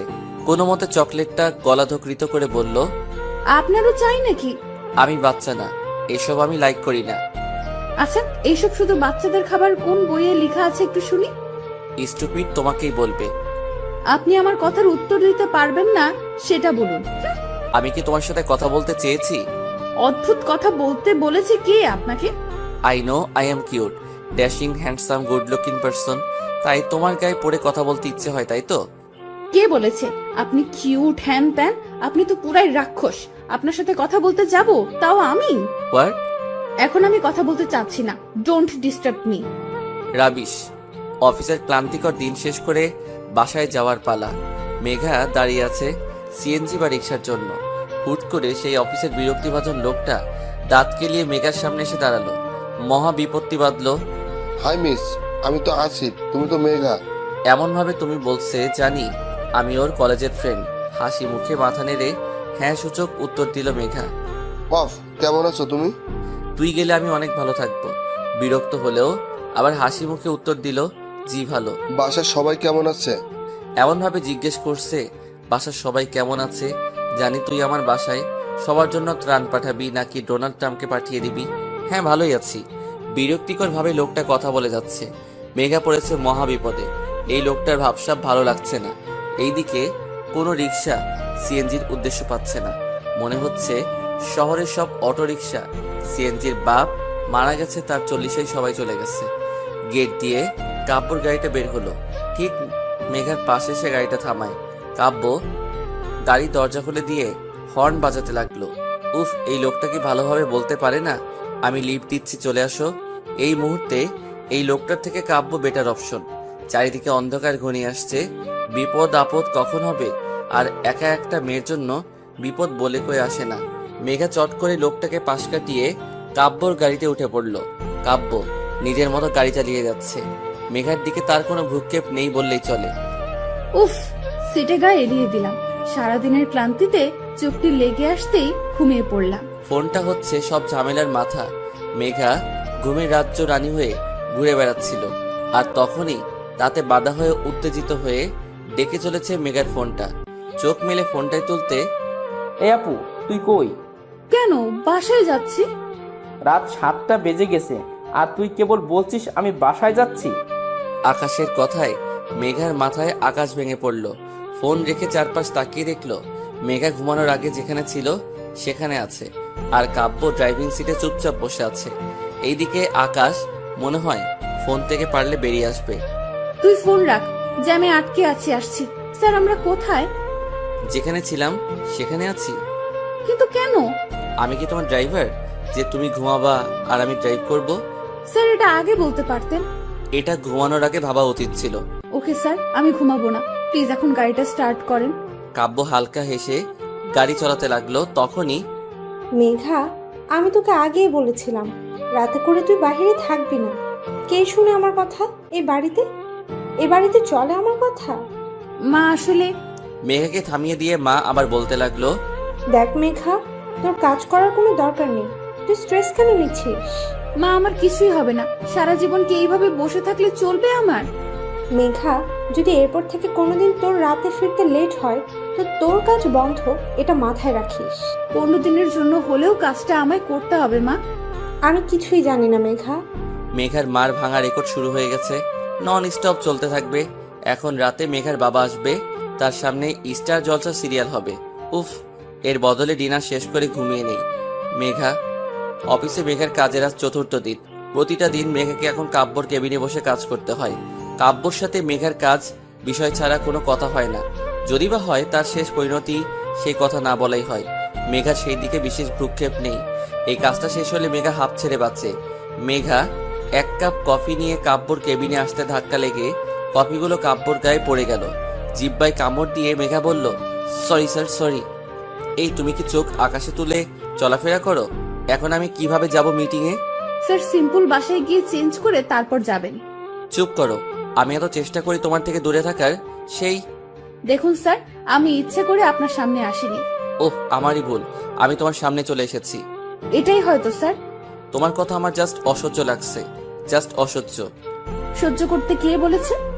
আই উইশ তোমার মুখটা জানি আমার আর না দেখতে হয়। এই শরত, আমি বের হব বলে কাব্য চলে গেল। আজ কাব্য নিজের কাজের জন্য অফিসের বাইরে গেছে। উফ, পুরা ক্যাবিন মেঘার ভাবতে লুঙ্গি ড্যান্স করতে ইচ্ছে হচ্ছে ওর। কিন্তু তার বলা কঠিন থেকে কঠিনময় কথা শোনার পর মনটা প্রচন্ড খারাপ হয়ে গেছে মেঘার। বাহিরের আকাশটা কালো হয়ে আসছে। ধীরে ধীরে মনে হয় ঝড় উঠবে। এই কয়েকদিন মেঘাকে কাব্য ড্রাইভ করে বাসায় পৌঁছে দিয়েছে, বাট আজ কাব্য নাই। সেই দিনের মতো আজও সিএনজি রিক্সা কিছুই পাচ্ছে না। মেঘা আজ বের হতেই এক্সট্রা লেট হয়েছে। অন্ধকার ঘনিয়ে আসছে, তারপর বৃষ্টি হবে বলে বোধ হচ্ছে। দূরের চায়ের দোকানে বসে আসিফ নামের ছেলেটি মেঘাকে লক্ষ্য করে যাচ্ছে। কেমন জানি ভয় হতে লাগলো মেঘা ফোনটা ব্যাগ থেকে বের করে হাঁটা শুরু করলো আর আকাশকে ফোন দিতে লাগলো। অদ্ভুত বিষয় কি জানেন, যখন আমাদের কারো প্রয়োজন হবে তখন তাকে পাবোই না, ফোনে তো আরও না। হয়তো তার ফোন বন্ধ আসবে, নয়তো ধরবে না। মেঘার সাথে তাই হচ্ছে। পিছু ফিরতেই মেঘা দেখলো আসিফ নামের ছেলেটি মেঘার পিছুই আসছে। তাকে দেখে দ্বিগুণ স্পিডে দৌড়াতে লাগলো মেঘা। শুধু একটা শব্দ এই মুহূর্তে মেঘার কানে আসছে, আর তা মেঘার হৃৎপিণ্ডের ধুকধুকারি শব্দ। চারিদিকটা কেমন জানি অন্ধকার হয়ে আসছে। কোনো কিছুই না দেখে পাগলের মতো দৌড় চলছিল মেঘা। ক্লান্ত হয়ে নিস্তেজ হয়ে পড়েছে মেঘা, সবকিছুই ঘোলাটে লাগছে। হুট করে সামনের গাড়ির হেডলাইটের আলো চোখে এসে পড়ায় আর কিছুই দেখতে পারলো না মেঘা। রাস্তা ধরা লোকজনের ভিড় জমলো, কিন্তু কেন কিছুই আর মাথায় আসছে না মেঘার। রাত 9:30 মেঘার মার প্রেশারটা বেড়েছে। তিনি সোফায় গা এলিয়ে দিয়ে শুয়ে আছেন। আকাশ অস্থিরভাবে পায়চারি করছে আর বারবার মেঘার ফোনে ফোন দিয়ে চলেছে। প্রতিবারের মতো মেঘার ফোনটা অফ আসছে। বাহিরে প্রচুর বৃষ্টি হচ্ছে, এক ঝড় তুফানে এলোমেলো করে দিচ্ছে শান্ত শহরটাকে। আকাশ বসে না থেকে রেইনকোটটা পরে বাইকের চাবিটা নিয়ে যেতেই মেঘার মা বললেন, তোর বাবা 2 দিনের কাজে বাইরে গেছে, তাকে বিষয়টা জানাবো? না মা, বাবাকে এখন কিছুই বলা ঠিক হবে না। আচ্ছা। আকাশ যেতেই আবার মেঘার মা বলে উঠল, হ্যাঁ রে, মেঘার কিছুই হবে না তো? ভয়ে আকাশের মুখটা চুপসে গেল। আপুর যদি কিছু হয় তার জন্য শুধু সে দায়ী থাকবে, এসব তার জন্য হচ্ছে। আকাশ আর কিছুই না বলে বেরিয়ে গেল। তুমুল বৃষ্টির মধ্যে মেঘাকে আকাশ অনেক জায়গায় খুঁজলো, কিন্তু না পেয়ে বাধ্য হয়ে কাব্যদের বাসায় গেল। 10:20 এই ঝড় বৃষ্টির রাতে কে আসতে পারে তা ভাবে বাড়ির কাজের লোকটা দরজাটা খুলে দিল। চুপ সে ভিজে গেছে আকাশ ভিতরে এসে বলল, কাব্য ভাইয়া বাসায় আছেন? অদ্ভুতভাবে তাকিয়ে আছে কাজের লোকটি, কোনো উত্তর দিচ্ছে না সে। এবার আকাশ চেঁচিয়ে বলল, কাব্য ভাইয়া বাসায় আছে? আকাশের চিৎকার শুনে নেহা নেমে এসে অবাক হয়ে গেল। এই বৃষ্টির রাতে সে এখানে? তুমি এখানে কি করছো? কাব্য ভাইয়া কই? কেন উপরে? আকাশ নেহার হাত ধরে উপরের দিকে নিয়ে গেল। নেহাকে আর কোনো কথা বলার সুযোগ দিল না। কাব্যর রুমের সামনে এসে নেহা অনেকক্ষণ ধরে ডেকে যাচ্ছে। কাব্যর কোনো সারা শব্দ পাচ্ছে না। অনেকক্ষণ পর কাব্য উঠে এসে বলল, কি হয়েছে নেহা? চোখ ডলতে ডলতে এসে দরজা খুলে দাঁড়ালো। আকাশকে দেখে কাব্য অনেকটা হতবাক হলো। এই ছেলেটা এত রাতে এখানে কি করছে? ভাইয়া, আপনি মেঘা আপুকে দেখেছিলেন? কেন, মেঘা বাসায় ফিরেনি? না ভাইয়া, এখনো না ফোনে পাওয়া যাচ্ছে না, সব জায়গায় খুঁজেছি, কোথাও নেই। কি বলছো কি তুমি? আজ আমি অফিসে ছিলাম না, কাজে বাইরে গেছিলাম, সেখান থেকে সোজা বাসায় আসছি। তাহলে মেঘা? হলরুমের সোফায় মাথা নিচু করে বসে আছে আকাশ, পাশে দাঁড়িয়ে আছে নেহা। কাব্য বারবার মেঘার ফোনে ফোন দিচ্ছে, কিন্তু তা বন্ধ আসছে। কিছুক্ষণ পর আকাশের ফোনে ফোন এলো। মেঘার ফোন। আকাশ তাড়াহুড়ো করে ফোনটা ধরলো আর বলল, এই আপু, তুমি কই? কখন থেকে ফোন দিচ্ছি। সরি স্যার, আমি আপনার বোন নই। তো আপনি কি? আমার বোন কই? স্যার, আপনার বোনের অ্যাক্সিডেন্ট হয়েছে, সিটি হাসপাতালে আছে। এইটুকু শুনে আকাশের হাত থেকে ফোনটা পড়ে গেল। কাব্য এসে আকাশকে ধরলো, বলল, কি হয়েছে? আপুর অ্যাক্সিডেন্ট হয়েছে? কই আছে, কোন হসপিটালে? City hospital. কাব্য দৌড়ে গাড়ির চাবিটা নিয়ে বেরিয়ে পড়লো। কিভাবে জানি সে এত দৌড়ে চলছে সে জানে না। আজকের একটা কথা কাব্যর মনে হচ্ছে, আই উইশ তোমার মুখটা আর দেখতে না হয়। বারবার নিজের বলা কথাটা কানে বাজছে কাব্যর। বৃষ্টিধারা থাকে থামাতে পারছে না। সে জোরে জোরে ড্রাইভ করে চলেছে। সিটি হসপিটালে আসতেই সবাই অনেকটা অবাক হয়ে কাব্যর দিকে তাকিয়ে আছে। কাব্য 3/4 প্যান্ট পরে আছে, সাথে নীল টি শার্ট, পায়ে বাসায় পরা স্লিপার। কাব্য রিসেপশনে এগিয়ে যে বলল, Megha? Accident case sir. G. I am sorry sir. মানে? না না, আমি ইঞ্জেকশন দিব না, আপনি বোঝার চেষ্টা করুন। আমার কাছ থেকে এটা দূরে রাখুন, দূরে রাখুন বলছি। মেঘা রাগান্বিত হবে নার্সকে কথাটা বলছে। মেঘার একপাশে সাদা অ্যাপ্রন পরা মেয়ে দাঁড়িয়ে অনেক বিরক্তভাবে তাকে দেখছে, আর মেঘা অনর্গল কথা বলে যাচ্ছে নার্সের সাথে। দেখুন, এই যে এই সুইটা, বুঝতে পারছেন এটা শরীরে ঢুকে গেলে কি বিশ্রী অবস্থা হবে আপনি ভাবতে পারছেন? কাব্য অবাক হয়ে এসব দেখছে। কাব্যর সাথে আসা নার্স কাব্যকে উদ্দেশ্য করে বলে উঠল, স্যার, আমার ডক্টররা ক্লান্ত, প্লিজ আপনি কিছুই করুন প্লিজ স্যার। কাব্য ঘাড় কাত করে হ্যাঁ সূচক উত্তর দিল আর নার্সটা চলে গেল। কাব্য কেবিনে ঢুকতে মেঘা বলল, স্যার দেখুন না প্লিজ, আমার ইঞ্জেকশনটা লাগাতে বারণ করুন প্লিজ, আমার রিকোয়েস্ট, এটা শুনছে না। মেঘা তোমার মাথায় দেখো কতটা লেগেছে, এটা তোমায় নিতে হবে, বাচ্চাদের মতো করো না। নো, আমি নিব না, একদম ক্লিয়ার। মেঘা তুমি কি বাচ্চা যে এত ছোট ইঞ্জেকশন তোমার অনেক বড় ক্ষতি হয়ে যাবে? স্যার আপনি বুঝতে পারছেন না, এই ইঞ্জেকশনটা যখন আমার গায়ে লাগাবে তখন কতটা ব্যথা লাগবে আমার। OMG! মেঘা কিছুই হবে না, জাস্ট একটু লাগবে, একটু। না না না না না স্যার, না না, আমি লাগাবো না। এত হট্টগোলের মধ্যে কেবিনের দরজা খুলে ভিতরে ঢুকলেন ডক্টর আহাদ। তিনি কাব্যর কাঁধে হাত রাখতে কাব্য উঠে দাঁড়ালো মেঘার বেড সাইডে। তিনি বসে মুচকি এসে মেঘাকে বললেন, আপনি চকলেট পছন্দ করেন? হ্যাঁ ডক্টর, খুবই। আপনার জন্য আমার কাছে চকলেট আছে। বাঁ পকেট থেকে আহাদ চকলেট বের করে মেঘার দিকে বাড়িয়ে দিল। মেঘা চকলেট খাচ্ছে। আহাদ হাসি মুখে মেঘাকে জিজ্ঞেস করলো, আচ্ছা, আপনার নামটা তো জানাই হলো না। ও ডক্টর, আমার নাম মেঘা রহমান। আপনার? আমি ডক্টর আহাদ। আচ্ছা মিস মেঘা, আপনি কি রেসার? না তো। তাহলে আপনি রাস্তার মধ্যে দৌড় দিচ্ছিলেন কেন? যদি আমি ব্রেক না করতাম তখন আপনার কিছুই হলে তখন? আসলে ডক্টর, এই লোকটা আমার পিছু নিয়েছিল, আমি একটুতেই ঘাবড়ে যাই। আমার ছোট থেকে প্রবলেম, ভয় পেলে হুটহাট কিছুই করে বসি। আচ্ছা, আপনার পিছনে কোন লোকটা পড়েছিল? আসলে ডক্টর, আপনি চিনবেন না ওকে। গল্পের মাঝে আহাদের ইশারায় নার্স ইঞ্জেকশন লাগিয়ে দিল। কিছুক্ষণের ব্যবধানে আকাশ এসে উপস্থিত। আকাশ এসে অবাক হয়ে দেখলো মেঘাকে নার্স ইঞ্জেকশন লাগাচ্ছে আর মেঘা হাসি মুখে বসে আছে। দরজা ঠেলে ভিতরে এসেই বলল, আপু তোর ব্যথা লাগলো না? ব্যথা লাগবে কেন? ইঞ্জেকশন লাগলে তো তোমার মহা ব্যথা অনুভব হয়। তাহলে কি তাহলে তাহলে করছিস আকাশ? নার্সগুলো মুখ টিপে হাসতে হাসতে বেরিয়ে গেল। ভ্রু কুচকে বলতে লাগলো, এই কি হলো, সবাই হাসতে হাসতে বের হয়ে গেল কেন? আপু তুমি ঠিক আছো তো? ওহ কেমন, আকাশ ও মেঘা ওর খারাপ থাকার কথা না, কিন্তু ওর জন্য আর বাকি সবাই খারাপ থাকবে ওকে? দেখুন স্যার, আপনি আমায় এভাবে বলতে পারেন না। আমি তোমায় বলিনি মেঘা। কিন্তু কথাটা তো আমার জন্য ছিল স্যার। ওয়াও, তুমি বুঝতে পেরেছো তাহলে? তোমার মতো বাচ্চা কাচ্চা মানুষ আবার কথা বোঝে? আমি মোটেও বাচ্চা নই। শাট আপ মেঘা, এটা একটা হসপিটাল, ঝগড়া করার প্লেস না। কিন্তু আপনি। Shut up. কাব্যর কথায় মুখ ফুলিয়ে বসে থাকলো মেঘা। কাব্য ডক্টর আহাদের সাথে হ্যান্ডশেক করতে করতে বলল, হ্যালো ডক্টর, আমি আয়ান মাহমুদ, কাব্য চৌধুরী। হ্যালো, আমি মাসুদ রায়হান আহমেদ। ডক্টর আপনাকে মেনি মেনি থ্যাঙ্কস। আরে আপনি আমার লজ্জা দিচ্ছেন। এখন মিস্টার চৌধুরী, এটা তো আমার কর্তব্য। আচ্ছা, আমরা কি মেঘাকে বাসায় নিয়ে যেতে পারি? জি অবশ্যই, উনি বাসায় থাকলে তাড়াতাড়ি সুস্থ হয়ে যাবেন আর ওনার দিকে খেয়াল রাখবেন। এভাবে রাস্তাঘাটে দৌড়াদৌড়ি করলে বড় অ্যাক্সিডেন্ট হয়ে যেতে পারে। জি ডক্টর, এরপর আমরা ফুল খেয়াল রাখবো। এবার আমরা আসি।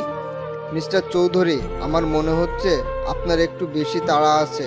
যাই হোক, রিসেপশনে গিয়ে ফর্মটা পূরণ করে দিয়ে আসুন, তারপরে পেশেন্টকে নিয়ে যান। কাব্য আকাশকে উদ্দেশ্য করে বলল, তুমি ফর্মালিটিগুলো পূরণ করে আসো, আমি মেঘাকে নিয়ে বের হচ্ছি। আকাশ চলে গেল। ডক্টর মেঘার দিকে এগিয়ে এসে বলল, তো মিস মেঘা, আমাদের আর দেখা হচ্ছে না তাহলে? তা কেন ডাক্তার, আপনি আমার জীবন বাঁচিয়েছেন, আপনার সাথে তো ফ্রেন্ডশিপ করা যায়। জি, আপনি চাইলে অবশ্যই করণীয় এটা। কাব্যর আহাতকে পছন্দ হচ্ছে না, তার মতো সে নিত্যন্ত গায়ে পড়া ছেলে, তার মধ্যে এই কথাগুলো আরো ভালো লাগছে না। কাব্য এগিয়ে এসে বলল, মেঘা উঠো উঠো, আমাদের যেতে হবে। মেঘা অবাক হয়ে বলল, হ্যাঁ স্যার আমি উঠছি তো। উফ, আন্টি টেনশন করছে, তুমি বুঝতে পারছো না, এখনই যেতে হবে। মেঘা ডক্টরকে আরো কিছুই বলতে যাবে, তখন কাব্য মেঘাকে থামিয়ে দিয়ে বলল, ডক্টর আপনার সাথে আমরা অন্য সময় মিট করব, এখন তো আমাদের আসতে হচ্ছে, সরি ডক্টর। মেঘা তুমি এখনো বসে, চলো চলো। কাব্য মেঘাকে নিয়ে বেরিয়ে গেল। আহাদ মেঘার যাওয়ার পানে তাকিয়ে আছে। অদ্ভুতভাবে মেয়েটা তার ভালো লেগে গেছে। কাব্য মেঘাদের ড্রয়িং রুমে সোফায় বসে, তার অদ্ভুত লাগছে। পরনে 3/4 প্যান্ট, সাথে টি শার্ট। মেঘার মা কাব্যকে বলতে লাগলো, তুমি না থাকলে কি যে হতো বাবা। মেঘা তার মাকে বাধা দিয়ে বলল, স্যার কিছুই করেননি, সব তো করেছেন ডক্টর আহাদ, উনি তো। মেঘাকে কাব্য থামিয়ে দিয়ে বলল, আন্টি আপনি টেনশন করবেন না, কাল থেকে আমার ড্রাইভার মেঘাকে ড্রপ করে নিয়ে যাবে, আসবে। কাব্য, তুমি যে কথাটা শুনিয়ে কতটা শান্তি দিলে আমায়, তা বলার বন্ত না। দেখো কখন থেকে কথা বলে যাচ্ছি, আমি তোমার জন্য চা নিয়ে আসি। আন্টি আপনি ব্যস্ত হবেন না, এত রাতে আর কিছুই করতে হবে না আপনাকে। আমি অন্যদিন এসে আপনার হাতের চা খেয়ে যাব। আর এখন আপনি একটু রেস্ট নিন, আমি উঠি। কাব্য চলে গেল। কাব্যর খুব বিরক্ত লাগছে। সে কোনোভাবে ডক্টর আহাদকে সহ্য করে উঠতে পারছে না। তাকে সহ্য না করার কোনো কারণও খুঁজে পাচ্ছে না। এই বিষয় নিয়ে সে বেশ চিন্তিত। তখনই মা, তোমার কি দরকার ছিল বলো তো কাব্য স্যারকে বলার আমি তার গাড়িতে যাব? মেঘা, তুই বেশি বুঝিস না। কাব্য যা বলছে তোর ভালোর জন্য বলছে।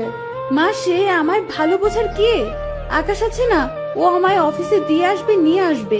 অন্য কারো সাহায্য আমি কেন নেব? দেখ মেঘা, তুই এইভাবে যেতে পারলে যা, না হলে তোর কাজ করার কোনো দরকার নেই, বাসায় থাক। মা, আমার কথা আমি বলে দিয়েছি, এখন তোর যেতে হলে যা, থাকতে হলে থাক। মাকে বোঝানো অসম্ভব। মা একবার যেটা বুঝেছেন সেটা তিনি করবেন। তাকে বলে কোনো লাভ হবে? শুধু শুধু বৃথা চেষ্টা। মেঘা বাধ্য হয়ে কাব্যর পাঠানো গাড়ি করে অফিসে আসলো। অফিসে ঢুকতে একটা গন্ডগোল হচ্ছে তা বেশ আন্দাজ করতে পারলো মেঘা। কাব্য আজ কালো কোট প্যান্ট পরেছেন, তার স্ট্রেট করা চুল, হাতে হোয়াইট চেইনের ঘড়ি। কাব্যর এইরকম মার্কা ফেসে ওর আগের আবির্ভাব বেশ পরিলক্ষিত। আরে রে, এই লোকটা বোধহয় না রেগে থাকতে পারে না। রাগ ওনার ফেভারিট মুড। কি হচ্ছে জানার জন্য এগিয়ে আসলো মেঘা। মেঘা চমকে উঠল। ওই আসিফ নামের ছেলেটি মাথা নিচু করে দাঁড়িয়ে আছে। মেঘা তো কাব্যকে কিছুই বলেনি, তাহলে তিনি কি অন্য কিছু নিয়ে কথা বলছেন ছেলেটার সাথে? এই যে মেঘা। কাব্য মেঘাকে ডাক দিলেন। মেঘা তার দিকে এগিয়ে আসতে বলল, জুতা খুলো মেঘা। কেন? জুতা কেন খুলতে যাব স্যার? আমি বলেছি তাই খুলবা, এত প্রশ্ন করছো কেন? এই লোকটা কোনো কথা ঠিকঠাক বলতে পারে না। ঘুরিয়ে পিছিয়ে জিলিপির প্যাচ করতে হবে। আমার তো মনে হয় জিলিপির প্যাচ উনি আবিষ্কার করেছে। মেঘা তোমার ভাবনা চিন্তা শেষ হয়েছে? জি জি স্যার। মেঘা মনে মনে ভাবছে, তাও টের পেয়ে যাচ্ছে না জুতাটা খুলে নি। জুতাটা খুলে হাতে ধরতেই কাব্য আবার বলে উঠল, যাও মেঘা মারো। মেঘা হা হয়ে কাব্যর দিকে তাকালো। কাব্য কি বলতে চাচ্ছে? মেঘা এখন এই জুতা দিয়ে ওই লোকটাকে মারবে? আরে জ্বালা, আমি তো জীবনে একটা মশাকে মারিনি, মশারও তো ফ্যামিলি আছে। এর কথা ভেবে আর উনি বলছেন আমি ওই ছেলেটাকে মারবো। মনে মনে ভাবছে মেঘা। কি হলো মেঘা, তুমি দাঁড়িয়ে আছো কেন? আমার কথা কি তোমার কানে যাচ্ছে না? মেঘা ঢোক গিলে এগিয়ে গেল, কারণ মেঘা যদি না যায় কাব্য এখন ফায়ারফক্সের মতো ফায়ারিং করবে। মেঘা জুতা হাতে কাচুমাচু হয়ে দাঁড়িয়ে আছে। এখন কি আমি এই লোকটাকে জুতা দিয়ে চড় মারবো? সাংঘাতিক ব্যাপার সেপার। হুট করে কাব্য মেঘার ঠিক আমার পিছনে দাঁড়িয়ে পড়লো।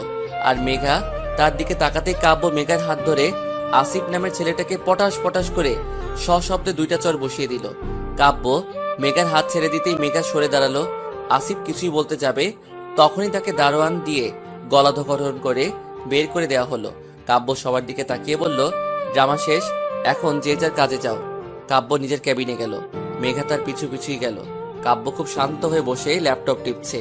মেঘা ভাবছে, কি মানুষ রে বাবা, কিছুক্ষণ আগে মহাভারত সিরিয়ালের মতো যুদ্ধক্ষেত্র রূপ কর্মকাণ্ড শেষ করে চুপচাপ বসে আছেন।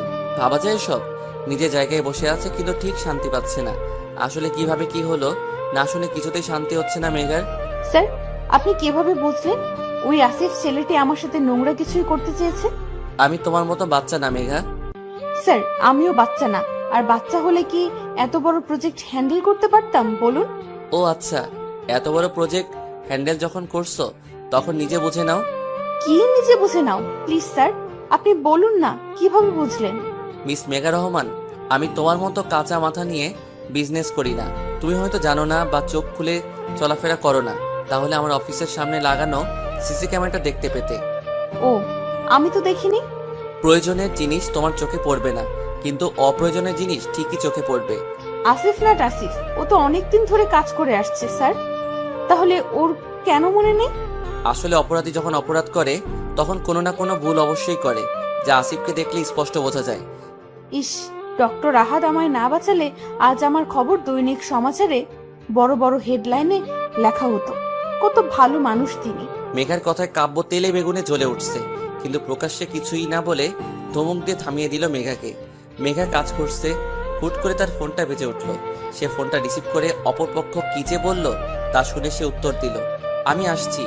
মেঘা কাব্যর দিকে তাকাতেই দেখলো তার ফোন কলে সে চরম বিরক্ত।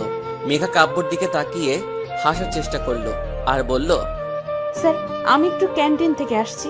ক্যাফেটেরিয়াতে মেঘা আর ডক্টর আহাদ পাশাপাশি বসে আছে। বেশ হাসি উজ্জ্বল চেহারা ডক্টর আহাদের। তো মিস মেঘা, আপনি এখন কেমন আছেন? আমি তো ভালো আছি। আপনি হুট করে আমার অফিসে? এদিক দিয়ে যাচ্ছিলাম তো ভাবলাম একবার আপনার খোঁজ নিয়ে যাই। ও আচ্ছা। তো কি চলছে, সব ঠিকঠাক তো? ডক্টর আহাদের কথায় পিছন থেকে কাব্য উত্তর দিল, আরে ডক্টর আপনি? কাব্য মেঘার কাছে এসে কাব্য একটা চেয়ার টেনে মেঘার সাইডে বসলো। কাব্যকে এখানে অনাকাঙ্ক্ষিতভাবে দেখে মেঘা আহাদ দুজনে অনেকটা শক, কিন্তু কাব্য খুবই নর্মাল বিহেভ করছে। মিস্টার চৌধুরী, আপনি এখানে? আরে ডক্টর, মেঘা আপনাকে বলেনি আমি ওর বস? আসলে আমি সেটা বলিনি, বলছি আপনি হুট করে ক্যান্টিনে? ওহ ডক্টর, এটা লাঞ্চ টাইম, সেই জন্য আসলাম। প্রচন্ড রকম ক্ষুধা লেগেছে, আমরা কিছু অর্ডার করি? স্যার, আমার জন্য চকলেট কেক অবশ্য করবেন। ওকে মেঘা। ডক্টর আহাদ, আপনার জন্য স্পেশাল কিছু?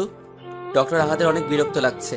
তিনি মেঘার আর তার মাঝে তৃতীয় ব্যক্তিকে এই মুহূর্তে পছন্দ করছেন না, কিন্তু মিস্টার চৌধুরী যে কোথা থেকে উড়ে এসে জুড়ে বসলেন তা নিয়ে বেশ চিন্তিত দেখা যাচ্ছে তাকে। মেঘা কেকটা কেমন?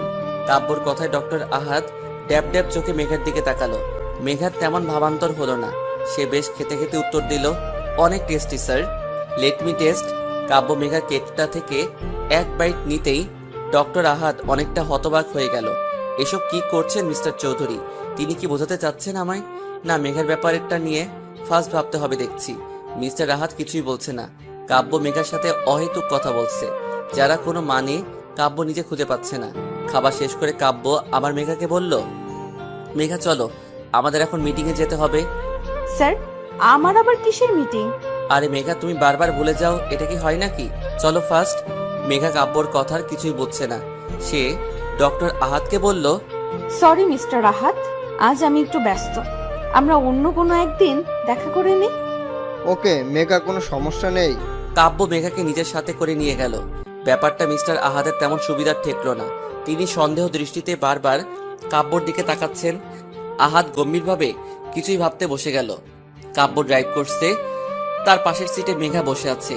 মেঘার কৌতূহলের দৃষ্টি নিয়ে কাব্যর দিকে তাকিয়ে আছে। স্যার, আপনার কি হয়েছে বলুন তো? কই কিছুই না তো। কিছু তো হয়েছে স্যার। আপনি ডক্টর আহাদের সামনে এটা দেখানোর চেষ্টা করলেন কেন যে আপনি আর আমি এত ক্লোজ? আরে মেঘা, আমাদের কোম্পানির একটা রিপিটেশন আছে না? এভাবে সবাই যদি ভাবে আমাদের কোম্পানির এমপ্লয়ীদের সাথে খারাপ ব্যবহার করি, তাহলে মার্কেটে আমাদের বদনাম হবে। কিন্তু স্যার, আপনি আমায় মিটিংয়ে কেন নিয়ে যাচ্ছেন? আমার তো কোনো কাজ নেই। চুপ করে বসে থাকো মেঘা, এত কথা বলো না, আমার ড্রাইভ করতে প্রবলেম হচ্ছে। মেঘা চুপ করে গেল, কিন্তু কাব্য নিজে বুঝতে পারছে না সে কেন বা এমন বিহেভিয়ার করছে। কি হয়েছে? তার রেস্টুরেন্টে বসে আছে কাব্য, মেঘা, আর তাদের সামনে বসে আছেন তাদের ক্লায়েন্ট মিস্টার তাসকিন শরীফ। কাব্য আর মিস্টার শরীফ তাদের মিটিংয়ের বিভিন্ন প্রয়োজনীয় কথাবার্তা বলছে। মেঘা মনোযোগ দিয়ে তা শুনছে। যদিও তার ইচ্ছে করছে এখান থেকে দৌড়ে পালাতে, কিন্তু তার হচ্ছে কই। 3টায় মিটিং শেষ হলো। মিস্টার শরীফ মেঘার সাথে হ্যান্ডশেক করার জন্য তার দিকে হাত বাড়িয়ে দিল। মেঘা তো হাসি মুখে হাত মিলাতে যাবে, তখন কাব্য ঠ্যাস করে হাত মিলিয়ে নিয়ে বলল, আপনার সাথে কাজ করে আমাদের নিশ্চয়ই অনেক ভালো লাগবে। এখন তাহলে আসি মিস্টার শরীফ, চলো মেঘা চলো। কাব্যর এমন অদ্ভুত বিহেভিয়ার মিস্টার শরীফ আর মেঘা দুজনেই হতবাক। কি হয়েছে তা জানতে হবে মেঘার। রোড সাইডে গাড়ি দাঁড় করিয়ে মেঘা চুরিওয়ালার কাছ থেকে চুরি কিনছে আর এক এক টাকার জন্য দাম কষাকষি করছে। কাব্য গাড়িতে হেলান দিয়ে 2 হাত পকেটে রেখে দেখে চলেছে মেঘাকে। মেঘা ছাড়া আর কোনো কিছুই তার চোখে পড়ছে না। মেঘার চুলগুলো হালকা বাতাসে উঠছে, কোমরে হাত দিয়ে সে দোকানের সাথে দাম কষাকষি করছে। কাব্য ভাবতে লাগলো, প্রথম দিন তোমার ভয়েস শুনে তোমার প্রতি মুগ্ধ হয়ে গেছিলাম। আমি তখন ভেবেছিলাম এমন ভয়েস আর কারো হতে পারে না, কারো না। তোমায় যেদিন দেখতে গেলাম, বিশ্বাস করো তোমার প্রতি আকর্ষণটা আরো বেড়ে গেছিল। তোমায় গাঢ় নীল রঙের শাড়িতে দেখে তোমার কাছের চুড়িগুলো ঝনঝন শব্দ করে বড্ড জ্বালাচ্ছিল আমায়। কিন্তু নিয়তি হয়তো আমাদের নিয়ে অন্য কিছুই লিখেছিল, তাই তো তুমি আমার হলে না। হয়ে গেল তোমার সাথে আমার এক মহাযুদ্ধ কাহিনী। সেদিন তোমার মুখে ওই হাড়ের ডক্টর আহাদের নামে এত গল্প শুনে আমার ইচ্ছা করছিল হাড় ডাক্তারকে খুন করি। পরে বুঝলাম আমি তার প্রতি জেলাস, আর আসিফকে আমার খুন করতে ইচ্ছে হয়েছিল। ওরা তো সাহস তোমার দিকে চোখ তুলে তাকায়। এইসব থেকে হিসাব করে বুঝলাম আমি তোমায় ভালোবাসি। কি আই লাভ ইউ মেঘা। কাব্য হাসি নিয়ে মেঘার দিকে তাকিয়ে হতাশ হয়ে গেল। এই বাচ্চাকে এখন কিভাবে বোঝাবে সে? 1 ডজন চুরির জন্য কিভাবে ঝগড়া করছে। আল্লাহ, এই পিচিটাকে আমার ভালোবাসতে হলো। কাব্য মেঘার কাছে এগিয়ে গিয়ে চুরিওয়ালার পুরা ঝুড়িটা তুলে মেঘার হাতে দিল। চুরির দামের দ্বিগুণ টাকা চুরিওয়ালাকে দিল। খুশিতে গদগদ হয়ে চুরিওয়ালা চলে গেল। মেঘা ড্যাব ড্যাব চোখে কাব্যর দিকে তাকিয়ে আছে। তখনই, স্যার এতগুলো চুরির আমি কি করব? রাখতে হলে রাখো, না হয় ফেলে দাও। স্যার আপনি কি পাগল নাকি? এতগুলো টাকা দিয়ে কিনে ফেলে দিব? তাহলে রাখো নিজের কাছে। স্যার আপনি আমায় এত চুরি কিনে দিচ্ছেনই বা কেন? তুমি না আমার কাছে 20 টাকা পাও? পাই তো। কেন স্যার, ওই টাকা তো কি এখন আমায় দেবেন?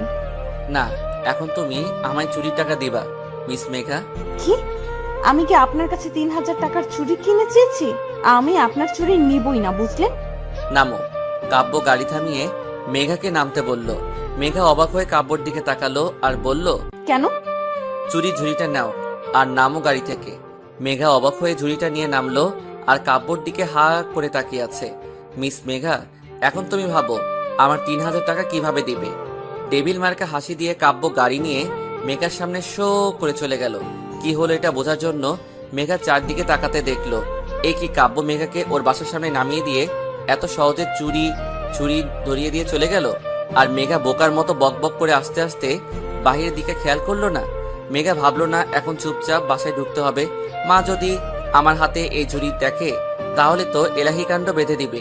হাজারটা প্রশ্নের তীর নিক্ষেপ করবে আমার দিকে আর অহেতুক সন্দেহ দৃষ্টি দিয়ে গিলে খাবে। চুপচাপ খুব সাবধানে পা ফেলে বাসার ভিতরে প্রবেশ করলো মেঘা। নিজের রুমে এসে দীর্ঘ নিঃশ্বাস ছাড়লো। যাক বাবা, বাঁচা গেল। আকাশ আমার কথা শুনে, আকাশ শোনো, দাঁড়াও, কোথায় যাচ্ছ তুমি? নেহা, আমাকে যেতে দাও। তোমার সাথে আমি আর কোনো কথা বলতে চাই না, প্লিজ। কি হয়েছে আকাশ, তুমি এভাবে বলছো কেন?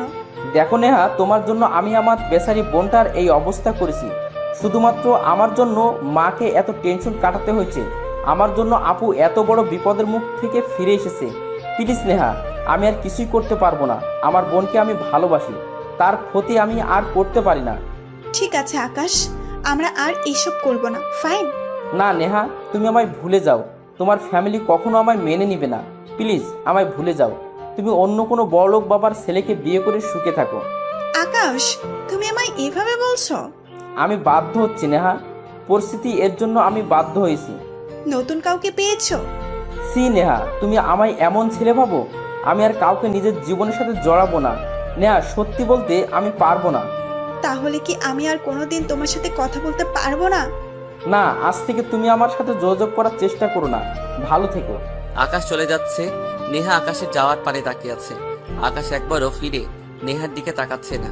নিজের চোখের পানি লুকাতে সে নেহার দিকে ফিরে তাকাচ্ছে না। নেহা অঝরে কান্না করছে। তার কান্নার বাদ মানছে না। চিৎকার করে কান্না করতে পারলে আজ একটু শান্তি পেত সে। কাব্য গুনগুন করে গান গাচ্ছে আর পকেটে হাত দিয়ে নেহার রুমের দিকে যাচ্ছে। প্রেমে পড়েছি আমি, প্রেমে পড়েছি, প্রথম দেখাতে তার প্রেমে পড়েছি। কাব্য গান গাচ্ছে, নেহা মুখ ফুলিয়ে বসে আছে।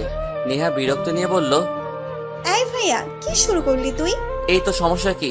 সমস্যা আমার না তোর। আমার সমস্যা থাকলে এত সুন্দর গান গাইতাম বল? তোর সমস্যা, তুই নিয়ে ভাগ এখান থেকে, আমার মুড অফ। বোন শোন না, প্রেমে পড়েছি, আমি প্রেমে পড়েছি। অনেক সুন্দর গান ভাইয়া, এখন যা। এই তুই কি বুঝছিস না আমার অবস্থা? শুনতে পাচ্ছিস না তুই? কি শুনবো? মনের কথা। কই গিয়ে শুনবো? দুয়ারে গিয়ে শোন। হ্যাঁ, খেয়ে দিয়ে কাজ নেই, এই রাতের বেলা আমি মানুষের মার খেতে যাই। মায়ের কেন খাবি? এখন মানুষের দুয়ারে গিয়ে নক করলে আমায় মার না দিয়ে কি দুধ ভাত দেবে? কাব্য নেহার মাথার পিছনে মেরে বলল, ওরে গাধির আম্মা, আমি তোকে আমার মনের কথা শুনতে বলেছি। আমার মনের দুয়ারে গিয়ে ডাফার। আচ্ছা, উফ, চিৎকার করছিস কেন? তোর মতো গাধির আম্মার কাছে আমি কথা শেয়ার করতে আসছি, যা বলবোই না। আরে ভাই ভাই, রাগ করিস না, প্লিজ বল, প্লিজ। আমি না। কি? ইস কি লজ্জা, কি লজ্জা। ভাই, নতুন বইয়ের মতো লজ্জা পাস কেন বলতো তুই? আমি না মেঘাকে ভালোবেসে ফেলেছি। কি? সত্যি সত্যি ভাইয়া? কি হলো, তুই এত খুশিতে লাফাচ্ছিস কেন? আরে ভাই, খুশিতে খুশিতে মেঘলা ভাবি আমার ভাবতে। এত খুশি হওয়ার কিছুই নেই। এখনো মেঘা জানে না আমি ওকে ভালোবাসি। আরে ভাইয়া, নো টেনশন, ভাবি পটে যাবে তো। সত্যি তো? সত্যি। 1000 में मेरा बहना है। হয়েছে, পাম না দিয়ে যাও, ফুটো। কাব্য আবার গান গাইতে গাইতে চলে গেল। প্রেমে পড়েছি আমি, প্রেমে পড়েছি, প্রথম দেখাতে তার প্রেমে পড়েছি, প্রেমে পড়েছি আমি, প্রেমে পড়েছি, প্রেমে পড়েছি, সে যে রূপে অপরূপা অনন্যা, পৃথিবীতে নাই তার কোনো তুলনা, প্রেমে পড়েছি আমি, প্রেমে পড়েছি। কাব্য যেতেই নেহা খুশিতে আকাশকে ফোন দিল। আকাশ ফোন তুলে বলল, আমি তোমায় মানা করছি না নেহা, আমায় ফোন দিতে প্লিজ। আমি তোমার কোনো কথা শুনতে চাই না, প্লিজ আমায় ছেড়ে দাও প্লিজ। নেহাকে কিছুই বলার সুযোগ না দিয়ে আকাশ ফোনটা কেটে দিল। শালা, তোকে কাল ভার্সিটিতে দেখাচ্ছি। নেহার আগে ফোনটা রেখে ঘুমাতে চলে গেল। ঘড়ির কাঁটায় 12টা বেজে 10 মিনিট। বালিশের নিচে থাকা ফোনটা চিৎকার করে বেজে উঠছে। দুইটা জিনিস মানুষের শান্তি হারাম করতে পারে, এক মাঝরাতে কারো আগমন, আর দুই এই মাঝরাতের ফোন। মেঘা চোখ ডলতে ডলতে ফোনটা তুলল। অপর পাশ থেকে একজন প্রায় চিৎকার করে বলল, এত টাইম লাগে কেন ফোন ধরতে? ও তুমি কি ঘুমাচ্ছিলে? মেজাজটা 99 সেলসিয়াস মাত্রায় বেড়ে গেল মেঘার। কি বলে, রাত 12টায় ফোন দিয়ে বলে ঘুমাচ্ছ? বিরক্ত মাখা কণ্ঠে বলল, না তো, আমি তো ডান্স করছিলাম। এত রাতে তুমি ডান্স কেন করছো মেঘা? আমার ইচ্ছা, আপনার কি? আপনি কে? আমি কে? মেঘা, মাথাটা গরম করো না তো। আপনার মাথা গরম হলে আমার কি? মেঘা, বাড়াবাড়ি হচ্ছে কিন্তু। আমি বাড়াবাড়ি করছি, তাতে আপনার কি? মেঘা, এর ফল কিন্তু তোমাকে ভোগ করতে হবে। আমায় ফল ভুগতে হবে, তাতে আপনার কি? মেঘা, আমি রেগে গেলে কিন্তু যা ইচ্ছা তাই করব। আপনি যা ইচ্ছা হয় তাই করুন, তাতে আমার কি? ঠিক আছে, ওয়েট অ্যান্ড ওয়াচ বলে কাব্য ফোনটা কেটে দিল। মেঘা আবার ঘুমে তলিয়ে গেল। 1 মিনিট লাগে না তার ঘুমাতে, একদম ঘুম পড়ি। তারপরে ঘুমের মধ্যে অনেকক্ষণ থেকে বুঝতে পারছে মেঘা কিছু একটা ওকে স্পর্শ করছে, কিন্তু চোখ করে দেখার সময় কই। মেঘারও তো ঘুমে ব্যস্ত, মহাব্যস্ত। স্পষ্ট কারো ঠোঁটের ছোঁয়া নিজের কপালে অনুভব করলো মেঘা। তার ছোঁয়ায় পুরো শরীরটা হিম ঠান্ডা হয়ে গেল। মুহূর্তেই মেঘার ঘুম ছুটে পালালো। দেখলো এক ছায়ামূর্তি ঠিক ওর পাশে বসে আছে। ছায়ামূর্তি বললে ভুল হবে, ছায়া মানব ওর দিকে এগিয়ে আসছে। মেঘা জোরে চিৎকার দিতে যাবে, তখনই খপ করে মেঘার মুখে হাত দিয়ে চেপে ধরলো। নাইট লাইটের আলোয় মানুষটার মুখ দেখে দ্বিগুণ ভোল্টেজে শক খেলো মেঘা। এমা, এ তো কাব্য স্যার। এত রাতে আমার বাসায় কি করছেন? কেউ দেখলে কি ভাববে আমায়? কাব্য মেঘার মুখ খুব শক্ত করে চেপে ধরে মেঘার পাশে শুয়ে মেঘার দিকে মিটমিট করে হেসে চলেছে। কাব্য মেঘাকে ছেড়ে দিতেই স্যার, আপনি এখানে কি করছেন? মেঘার দিকে দ্বিগুণ ফিসফিস করে বলল, আমার যা ইচ্ছা হয় করতে বললা, আর এখন ইচ্ছে হয়েছে তাই এখানে আসছি। কি? আপনি এত রাতে আমার রুমে আসবেন? কেউ দেখলে কি ভাববে? সেটা তোমার সমস্যা, তাতে আমার কি? দেখুন স্যার, আমার ভুল হয়েছে, আপনার সাথে লাগা উচিত হয়নি। আপনি ইগো বজায় রাখার জন্য সব করতে রাজি। এখন আমি যাব না, এখানেই থাকবো। কি? স্যার প্লিজ প্লিজ, আপনি যান প্লিজ। তুমি কি আমার বউ না গার্লফ্রেন্ড যে আমি তোমার কথা শুনবো? আপনি যদি ভালো ভালোই না যান তো তো কি করবা শুনি? আমি চেঁচিয়ে সবাইকে ডাকবো আর বলবো আপনি আমার রুমে জোর করে ঢুকে এসেছেন। আমি বলবো তুমি আমায় ফোন করে আসতে বলেছো। আমার ফোন লিস্টটা দেখিয়ে দিব। আল্লাহ, কোন বিপদে ফেললা আমায়। আচ্ছা স্যার, আপনি যা বলবেন আমি তাই করব। কাব্য পা দোলাচ্ছিল। মেঘার কথায় রীতিমতো খুব উৎসাহের সঙ্গে এগিয়ে এসে বলল, যা বলবো তাই করবা? হ্যাঁ স্যার, তাই করব, বলেন। মেঘা কাব্যর হাত ধরে টেনে তুললো আর প্রায় ধাক্কাধাক্কি করে বেলকনিতে নিয়ে গেল। স্যার এখন আপনি যান প্লিজ স্যার। এমন ধাক্কা দিয়ে বের করছো কেন? ভালোবেসে তো বলতে পারো নাকি? মুখটা বাংলার পাঁচ করে বললো কথাটা। স্যার আপনি প্লিজ যান তো। কাব্য মেঘার দিকে কিছুক্ষণ তাকিয়ে থেকে মেঘার দিকে এগিয়ে আসলো।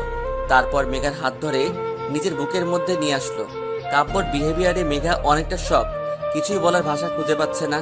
কাব্য আস্তে আস্তে নিজের গালের সাথে মেঘার গাল ছোঁয়ালো।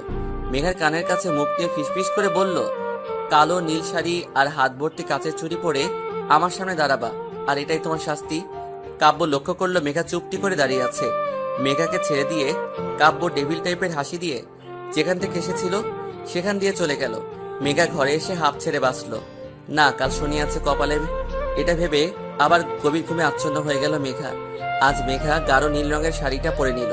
কাব্যর কথা অনুযায়ী হাতে নীল কাচের চুড়ি পরে নিল। অদ্ভুত হলেও সত্যি, প্রথমবার মেঘার কোনো ছেলের জন্য সাজতে ভালো লাগছে। কিছুই অবাধ্য অনুভূতি বেপরোয়া হয়ে উঠেছে। হালকা হাসি ঠোঁটের কোণে লেগে আছে মেঘার। হয়ে নিচে আসতেই আকাশ বলল, কুস কুস হতা হ্যাঁ। কি ব্যাপার? কিছুই না, তোমার কি ব্যাপার? আমার আবার কি ব্যাপার হবে? উপন্যাসের হিরোইন সেজে কোথায় পাড়ি জমাচ্ছ? কোথাও না, বাজে কথা বলা বন্ধ করো, অশিক্ষিত। আরে আমি চুপ কর। 2-4টা ধমক দিয়ে বাসা থেকে বের হলো মেঘা। অফিসে আসতে একটু লেট হয়ে গেল, ট্রাফিক জ্যামের জন্য লেট হয়েছে। অফিসে ঢুকতে কলিগ রিয়ান হাঁ করে তাকিয়ে আছে মেঘার দিকে। মেঘা তার সামনে গিয়ে তুড়ি মেরে বলল, কি হলো? তিনি বুকে হাত দিয়ে বলল, হায়, ঘায়েল করে দিচ্ছ তুমি আমায়। এইখানটাতে চিনচিন ব্যথা করছে তো। ও আচ্ছা, তাহলে আজকে ডাক্তারের কাছে যান। মেঘা কাব্যর কেবিনে ঢুকে দেখলো কাব্য রাগে প্রদীপের মতো জ্বলজ্বল করছে। মেঘা ভাবছে, এখন আমি আবার কি করলাম? এই লোকটা না আশ্চর্যজনক। ধ্যাত, যা করে করুক, ভালো ভালোই 2 দিন কেটে গেলে বাঁচি। ইজি চেয়ারে গা এলিয়ে দিয়ে বসলো মেঘা। কাব্য রেগে গেলেও কিছুই বলছে না, অদ্ভুত নিজের মতো কাজ করে চলেছে। মেঘার আর কি, ও ওর কাজগুলো করে নিলে বাঁচে। ভার্সিটির বটতলায় আকাশ বসে আড্ডা দিচ্ছিল। নেহা আসতেই সে উঠে চলে যেতে লাগলো। নেহা পথ আগলে ধরলো। আকাশ, আমার কথাটা শোনো প্লিজ। না নেহা, আমি তোমার কোনো কথা শুনতে চাই না প্লিজ। আকাশ, ভাইয়া মেঘা আপুকে ভালোবাসে। তাতে কি, আমার বোন তো বাসে না। মানে আপু যাতে ভাইয়ার প্রেমে পড়ে তা তো তোমাকেই প্ল্যান করতে হবে। প্লিজ নেহা, আমি কিছুই পারবো না, প্লিজ তুমি আমার পিছু ছেড়ে দাও প্লিজ। আকাশের কথা না বাড়িয়ে চলে গেল। নেহা দাঁড়িয়ে থেকে আকাশের যাওয়ার পানে তাকিয়ে আছে। আজ এই আকাশটাকে চিনতে নেহার বড্ড কষ্ট হচ্ছে। কাজের মাঝে মনে হয় মেঘার বাধাস্বরূপ। মেঘার বেহায় ফোনটা ভ্যা ভ্যা করে উঠল। কাব্য মেঘার দিকে ভ্রু কুচকে তাকালো, আর একবার ফোনের স্ক্রিনের দিকে তাকাতেই মেঘা ফোনটা হাতে নিয়ে বলল, কে? আরে মেঘা, আমি আহাদ বলছি। ও ডাক্তার, আপনি? হ্যাঁ বলুন। মেঘা, এখন একটু তোমার সময় হবে? কেন বলুন তো ডক্টর? আমার তোমার সাথে খুব প্রয়োজনীয় কথা ছিল। খুব প্রয়োজনীয় কি? হ্যাঁ মেঘা, খুব। আচ্ছা, আপনি কোথায় এখন? তোমার অফিস ক্যান্টিনে আছি। আচ্ছা, আমি আসছি, জাস্ট 5 মিনিট। মেঘা ফোন রাখে আর চোখে দেখলো কাব্য খুব মনোযোগ সহকারে এখন নিজের কাজে ব্যস্ত হয়ে পড়েছে। মেঘা ফোনটা নিয়ে কিছুক্ষণ ভাবলো, তারপর কেবিন থেকে বেরিয়ে ক্যান্টিনের উদ্দেশ্যে গেল। মেঘা আহাদের সামনে আসতেই আহাদ হা হয়ে তাকিয়ে আছে। মেঘা আজ এত সুন্দর লাগছে যে কেউ দেখলে প্রেমে পড়ে যাবে। বাঙালি মেয়েরা যত আধুনিক পোশাক আশাক পরুক না কেন, নারীকে তো সবসময় শাড়িতে অপরূপা অননা লাগে। মেঘা আহাদের সামনের চেয়ারে বসে পড়ল। বলুন ডক্টর, আমায় কেন ডেকেছেন? কিছু না। কিছুই না মানে? ফোনে বললেন আপনার অনেক প্রয়োজনীয় কথা আছে, এখনই বলতে হবে আপনাকে। তাই তো আমি কাজ ফেলে আপনার কাছে আসলাম। আমার জন্য এসো। হ্যাঁ, আপনার জন্য। মেঘা, তোমায় আজ অনেক সুন্দর লাগছে, যা বর্ণনা করার ভাষা পাচ্ছি না। ধন্যবাদ ডক্টর। আসলে মেঘা, আমার না একটা সমস্যা হচ্ছে। তোমার সাথে দেখা হওয়ার পর থেকে সমস্যাটা হচ্ছে আমার। কি ধরনের সমস্যা বলুন তো? তোমাকে দেখলে আমার বুকের মধ্যে প্রচন্ডভাবে ব্যথা অনুভব করি। মেঘা আহাদকে কিছুই বলতে যাবে, তখন কোথা থেকে কাব্য এসে মেঘার হাত ধরে হিড় করে টেনে নিয়ে যাচ্ছে। ডক্টর আহাদ ব্যাপারটা বুঝতে পারছেন না। মেঘা শুধু বলছে, স্যার ছাড়ুন, আমার হাতে লাগছে, প্লিজ ছাড়ুন স্যার। কাব্য মেঘার কোনো কথা না শুনে মেঘাকে টেনে গাড়িতে তুললো। তারপর সোজা নিজের বাসায় নিজের রুমে এনে মেঘাকে বিছানায় ছুঁড়ে ফেলে দিল। কাব্যর ঘরে থাকা জলপরি শোপিসটা ফ্লোরে আছড়ে ফেলে দিল। মুহূর্তে বিকট শব্দে টুকরো টুকরো হয়ে ভেঙে গেল শোপিসটা। কাব্য মেঘার বাহুতে হাত দিয়ে টেনে তুলল। এত শক্ত করে ধরছে, বোধহয় তার উদ্দেশ্য হাড়গুলো গুঁড়া পাউডার করা। আর বলল, এই মেয়ে, তোমার কত ছেলে লাগে বলো বলো? অফিসে ওই রিয়ানের সাথে গায়ে পড়ে হেসে কথা বলছিলে, তারপর ওই হাড়ের ডক্টর আহাদের সাথে। ছি! স্যার ছাড়ুন আমায়, আমার যার সাথে ইচ্ছা আমি তার সাথে কথা বলবো, আপনার কি? আমার কি? কাব্য মেঘাকে ছেড়ে দিয়ে নিজের চুলগুলো শক্ত করে ধরলো, পাগলের মতো এদিক ওদিক করছে। আমার কি? ওকে মেঘা, তুমি দেখো আমার কি, বলে কাব্য চলে গেল। দরজাটা পিছন থেকে লক করে দিয়ে গেল। মেঘা দরজা খটখট করছে আর বলছে, স্যার দরজা খুলুন প্লিজ স্যার। তখনই অনেকক্ষণ থেকে একটা বদ্ধ রুমে বসে আছে মেঘা। মেঘাকে কেন এভাবে তুলে আনলো সেটা একমাত্র কাব্যই জানে। কি চলছে ওর মাথায় তাও বোঝা অনেক মুশকিল মেঘার। মেঘা ভাবছে, আমায় এমনভাবে তুলে আনলো, জানি আমি তার বাপদাদা রেখে যাওয়া সম্পত্তি। ওনার ব্যবহার অনেক অদ্ভুত ঠেকছে, কিসের জন্য তা বোঝা মুশকিল, নেহি নামুনকিন। হ্যাঁ, এখন আমি কি করি? আমার ফোনটা তো ক্যাফেটেরিয়ায় ফেলে এসেছি। ইস, কাজের সময় কোনো কিছুই আমি হাতের কাছে পাই না। এখন ইচ্ছে করছে বেলকনি থেকে লাফিয়ে পড়ি। লাফিয়ে পড়ার পর আমার ঠিক কতটা ব্যথা লাগবে তা যদি আগে থেকে জানতে পারতাম তাহলে লাফ দিয়ে দেখা যেত। হাজারো চিন্তাভাবনা নিয়ে অস্থিরতা সময় কাটছে বেকার। পাক্কা 2 ঘন্টা পর দরজা খোলা শব্দ পেয়ে প্রায় দৌড়ে দরজার কাছে গিয়ে দাঁড়াতেই মেঘা অবাক হয়ে থমকে দাঁড়ালো। মেঘার সামনে মেঘার মা দাঁড়িয়ে আছে। মেঘার মা এসে হাসি মুখে মেঘাকে জড়িয়ে ধরলো। মেঘা কিছুই বুঝতে পারছে না এখানে ওকে জোর করে তুলে নিয়ে আসা হয়েছে, আর ওর মা খুশি হয়ে রীতিমতো দাঁত কেলিয়ে হাসছে। কি এমন হলো? মেঘার মা আসার সাথে সাথে কাজের লোকটা এসে ঘরটা পরিষ্কার করে দিয়ে গেল। মেঘার মা ওকে বলল, ছি ছি মেঘা, তুই এই শোপিসটা ভেঙে ফেলেছিস। সবাই দেখলে কি ভাববে বলতো? কি বলছে কি মা? আমি ভেঙেছি? আমার কি মাথা খারাপ? অন্য রুমের জিনিস ভাঙতে যাব? মেঘা ওর মাকে কিছুই বলতে যাবে, ওর মা মেঘাকে থামিয়ে দিয়ে নিজে বলল, আজ তোকে অনেক মিষ্টি লাগছে। আসলে মন থেকে এই দিনটা দেখার জন্য অনেক আশা করেছিলাম। প্রতিটা মায়ের এই স্বপ্নটা মনের মধ্যে লালন পালন করে আজ সত্যি আমার গর্ব হচ্ছে। তুই আমাদের মতামতকে সম্মান করেছিস। ধুর, কি করেছি আমি সেটাই তো আমায় কেউ বলো। আমি তো কোনো কথা বলতে দিচ্ছ না। আমি মনে মনে বকবক করে যাচ্ছি আর মা আমার সাথে বকবক করছে। কিছুক্ষণ পর ওদের রুমে একজন মধ্যবয়স্ক লোক এসে ঢুকলো। তিনি মেঘাদের ঠিক পাশে বসে কিসব বলতে শুরু করলেন। যখন উনি বললেন, বলুন মা কবুল, তখন বুঝলো উনি মেঘার বিয়ে পড়াচ্ছেন। মেঘার মাথা আকাশ ভেঙে পড়লো। এখানে হচ্ছে কি? সবকিছুরই চাপে পড়ে আর মেঘার মায়ের মুখের হাসি দেখে মেঘার মুখ দিয়ে কবুল কথাটা বের হয়ে গেল। কাজী সাহেব তার খাতাপত্র গুছিয়ে চলে গেল আর মেঘার মা খুশিতে গদগদ হয়ে ওর কপালে চুমু খেয়ে নিচে চলে গেল। মনে অজান্তে এক ফোঁটা নোনা জল চোখ বেয়ে পড়ছে মেঘার। উঠে দাঁড়িয়ে জানালার কাছে দাঁড়ালো মেঘা। কারো হাতের স্পর্শ বিরক্ত হয়ে পিছনে ঘুরে দেখলো আকাশ। বিরক্ত নিয়ে বলল, মেঘা কি চাই তোর? কিছুই না। তো জানা। না, যাব না। কি হয়েছে আপু? এসব কি হচ্ছে ভাই? আমি কিছুই বুঝতে পারছি না। আপু সত্যি তুমি কিছুই জানো না? না। তো শোনো, এই 2 ঘন্টা আগে কাব্যর ভাইয়ের মাকে ফোন দেয় আর বলে তাদের বাড়ি মানে এখানে চলে আসতে। কাব্য ভাইয়া নাকি তোমায় বিয়ে করতে রাজি আর তুমি নাকি তাতে মত দিয়েছো। তাই মা খুশিতে গদগদ হয়ে আমায় ধরে এখানে নিয়ে আসলো। তোমাদের মতো যদি আবার চেঞ্জ হয়, তাই 2 ঘন্টার মধ্যে কাজী ডেকে ঘরোয়াভাবে তোমাদের বিয়ে দিয়ে দেওয়া হলো। এইসব আমি তো কিছুই জানি না। আমি এত জানি না, কিন্তু আপু একটা কথা বলো, সত্যি কি তোমার মনের মধ্যে কাব্য ভাইকে নিয়ে কোনো অনুভূতি নেই? আকাশের কথায় মেঘা চুপ হয়ে গেল। ঘুরে তাকালো বাহিরের আকাশটার দিকে। সত্যি কি নেই কোনো অনুভূতি? যদি নাই থাকতো তাহলে উনি এত কাছে আসলে আমার অনুভূতিগুলো বেপরোয়া হয়ে উঠে কেন? আর আজ তার জন্য এত সাজ আমি কেন করছি? শুধুমাত্র তার শাস্তি থেকে মুক্তি পাবো বলে নাকি? আমি তাকে ভালোবেসে ফেলেছি। ইস, আমি মাথায় হাত দিয়ে ভাবতে লাগলাম কত বড় ডাফার আমি। উনি আমায় ভালোবাসেন বলে। অফিসের ইয়ান ডক্টর আহাদ কাউকে সহ্য করতে পারছিলেন না। তার অবাধ্য অনুভূতিগুলো আমায় কখন থেকে বোঝানোর চেষ্টায় উঠে পড়েছিল। ভালোবাসে সে, ভালোবাসে। আমি মুচকি হাসলাম নিজের অজান্তেই। ঠোঁটের কোণে হাসি চলে আসলো। এসব ভাবছে মেঘা। আর মা কোথায়? নিচে। চল। মেঘা আর আকাশ 2 ভাই বোন নিচে গেল।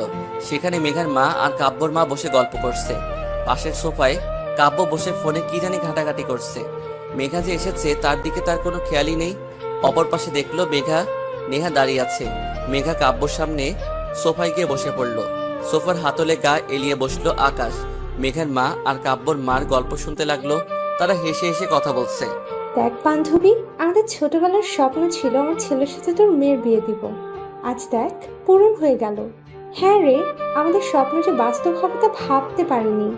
2 জন পুরানো কালের বান্ধবী যখন একসাথে হয় তখন হাজার গল্পের ঝুড়ি খুলে বসে। আকাশ মেঘার কানের কাছে এসে ফিসফিস করে বলছে, আপু 1 ঘন্টা হয়ে গেল, সে কখনো থেকে শুনেছি একটু রেস্ট দিলে হয় না বল? মেঘা হাসি চেপে আকাশের পিঠে আস্তে করে থাপ্পড় দিল। তাতে কাব্য আর চোখে মেঘার দিকে তাকালো, আবার চোখ নামিয়ে যা করছিল তাতে ব্যস্ত হয়ে পড়ল। তার এমন বিহেভিয়ারে মেঘার মনে হচ্ছে তিনি ভাব দেখাচ্ছেন মেঘার প্রতি। হুট করে কাব্যর বোন বলল, মা, আমি তোমায় কিছু বলতে চাই। পরে শুনবো। মা, এখনই শুনতে হবে। আর মা, আমি আকাশকে ভালোবাসি। আকাশ আমায় ভালোবাসে। আমি আকাশকে ছাড়া কাউকে বিয়ে করব না। মেঘা বসা থেকে উঠে দাঁড়ালো। আকাশের দিকে অগ্নিময় দৃষ্টি নিক্ষেপ করে দিল মেঘা। আকাশ ভয়ে চুপসে আছে। কাব্যর মা আর মেঘার মা হা হা হা করে হেসে উঠল। তোমরা যে 2 বছর ধরে রিলেশনে আছো তা আমি আর তোমার মা আগে থেকে জানতাম, কিন্তু প্রকাশ কিছুই করেনি। দেখো মা, আমার ছেলের তো এখনো নিজের পায়ে দাঁড়াতে কিছুই সময়ের প্রয়োজন। তাই এই বিষয় নিয়ে আমরা তেমন ভাবিনি। সময় আসলে গুরুত্ব দিয়ে দেখবো ভেবেছিলাম। আর আমি কিন্তু আগে থেকে মেঘাকে বাড়ির বউ করার প্ল্যান করেছিলাম। নেহা, সেটা তুই আর আকাশ শুধু হেল্প করেছিস।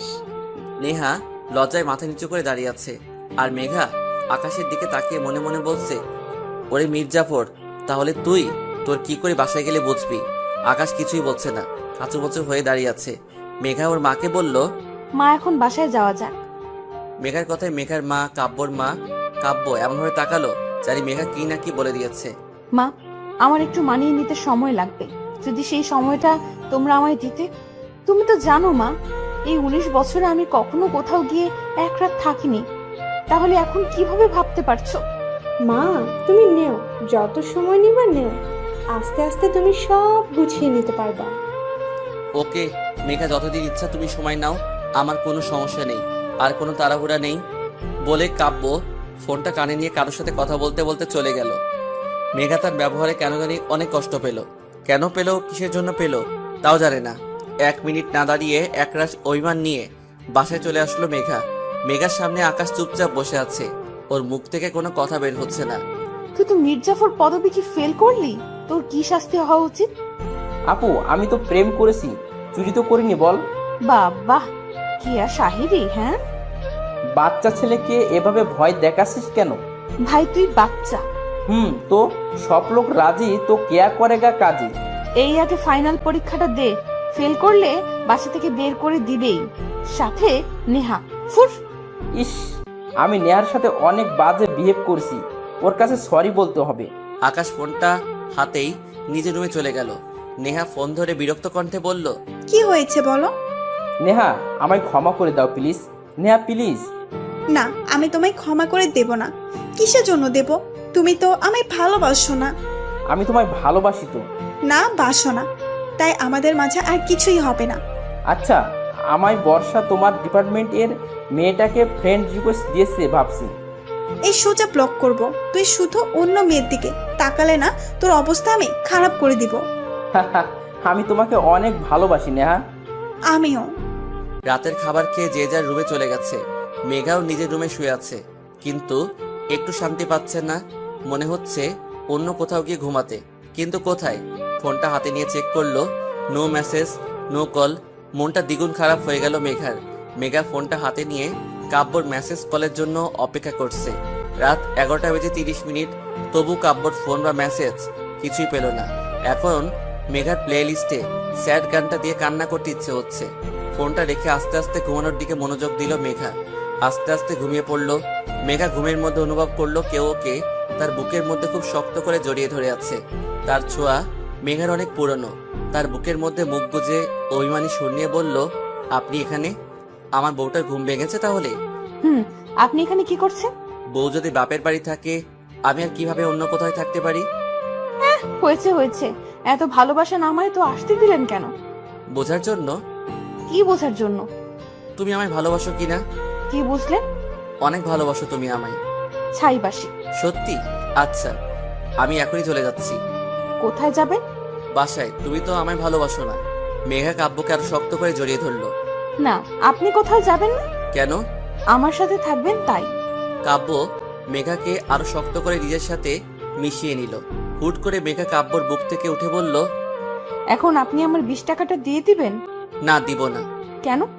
এই 20 টাকার জন্য তুমি আমার বউ হতে এত লেট করলা? আর এর মাঝে ওই হাড়ের ডক্টর ঢুকে যাচ্ছিল। আহাত অনেক কিউট কিন্তু। এত কিউট তার কাছে যাও। মেঘা পিছন থেকে জড়িয়ে ধরে কাব্যকে। আমার বর অনেক বেশি কিউট। হইছে, আর বলতে হবে না। কাব্য মেঘার দিকে ঘুরে মেঘার কপালে নিজের ঠোঁট ছোঁয়ালো আর শক্ত করে মেঘাকে জড়িয়ে ধরলো। এক ভালোবাসার গল্প শুরু করতে চায় তারা, যেখানে তারা দুইজন শুধু দুজনের হবে আর শেষ নিঃশ্বাস পর্যন্ত ভালোবেসে যাবে।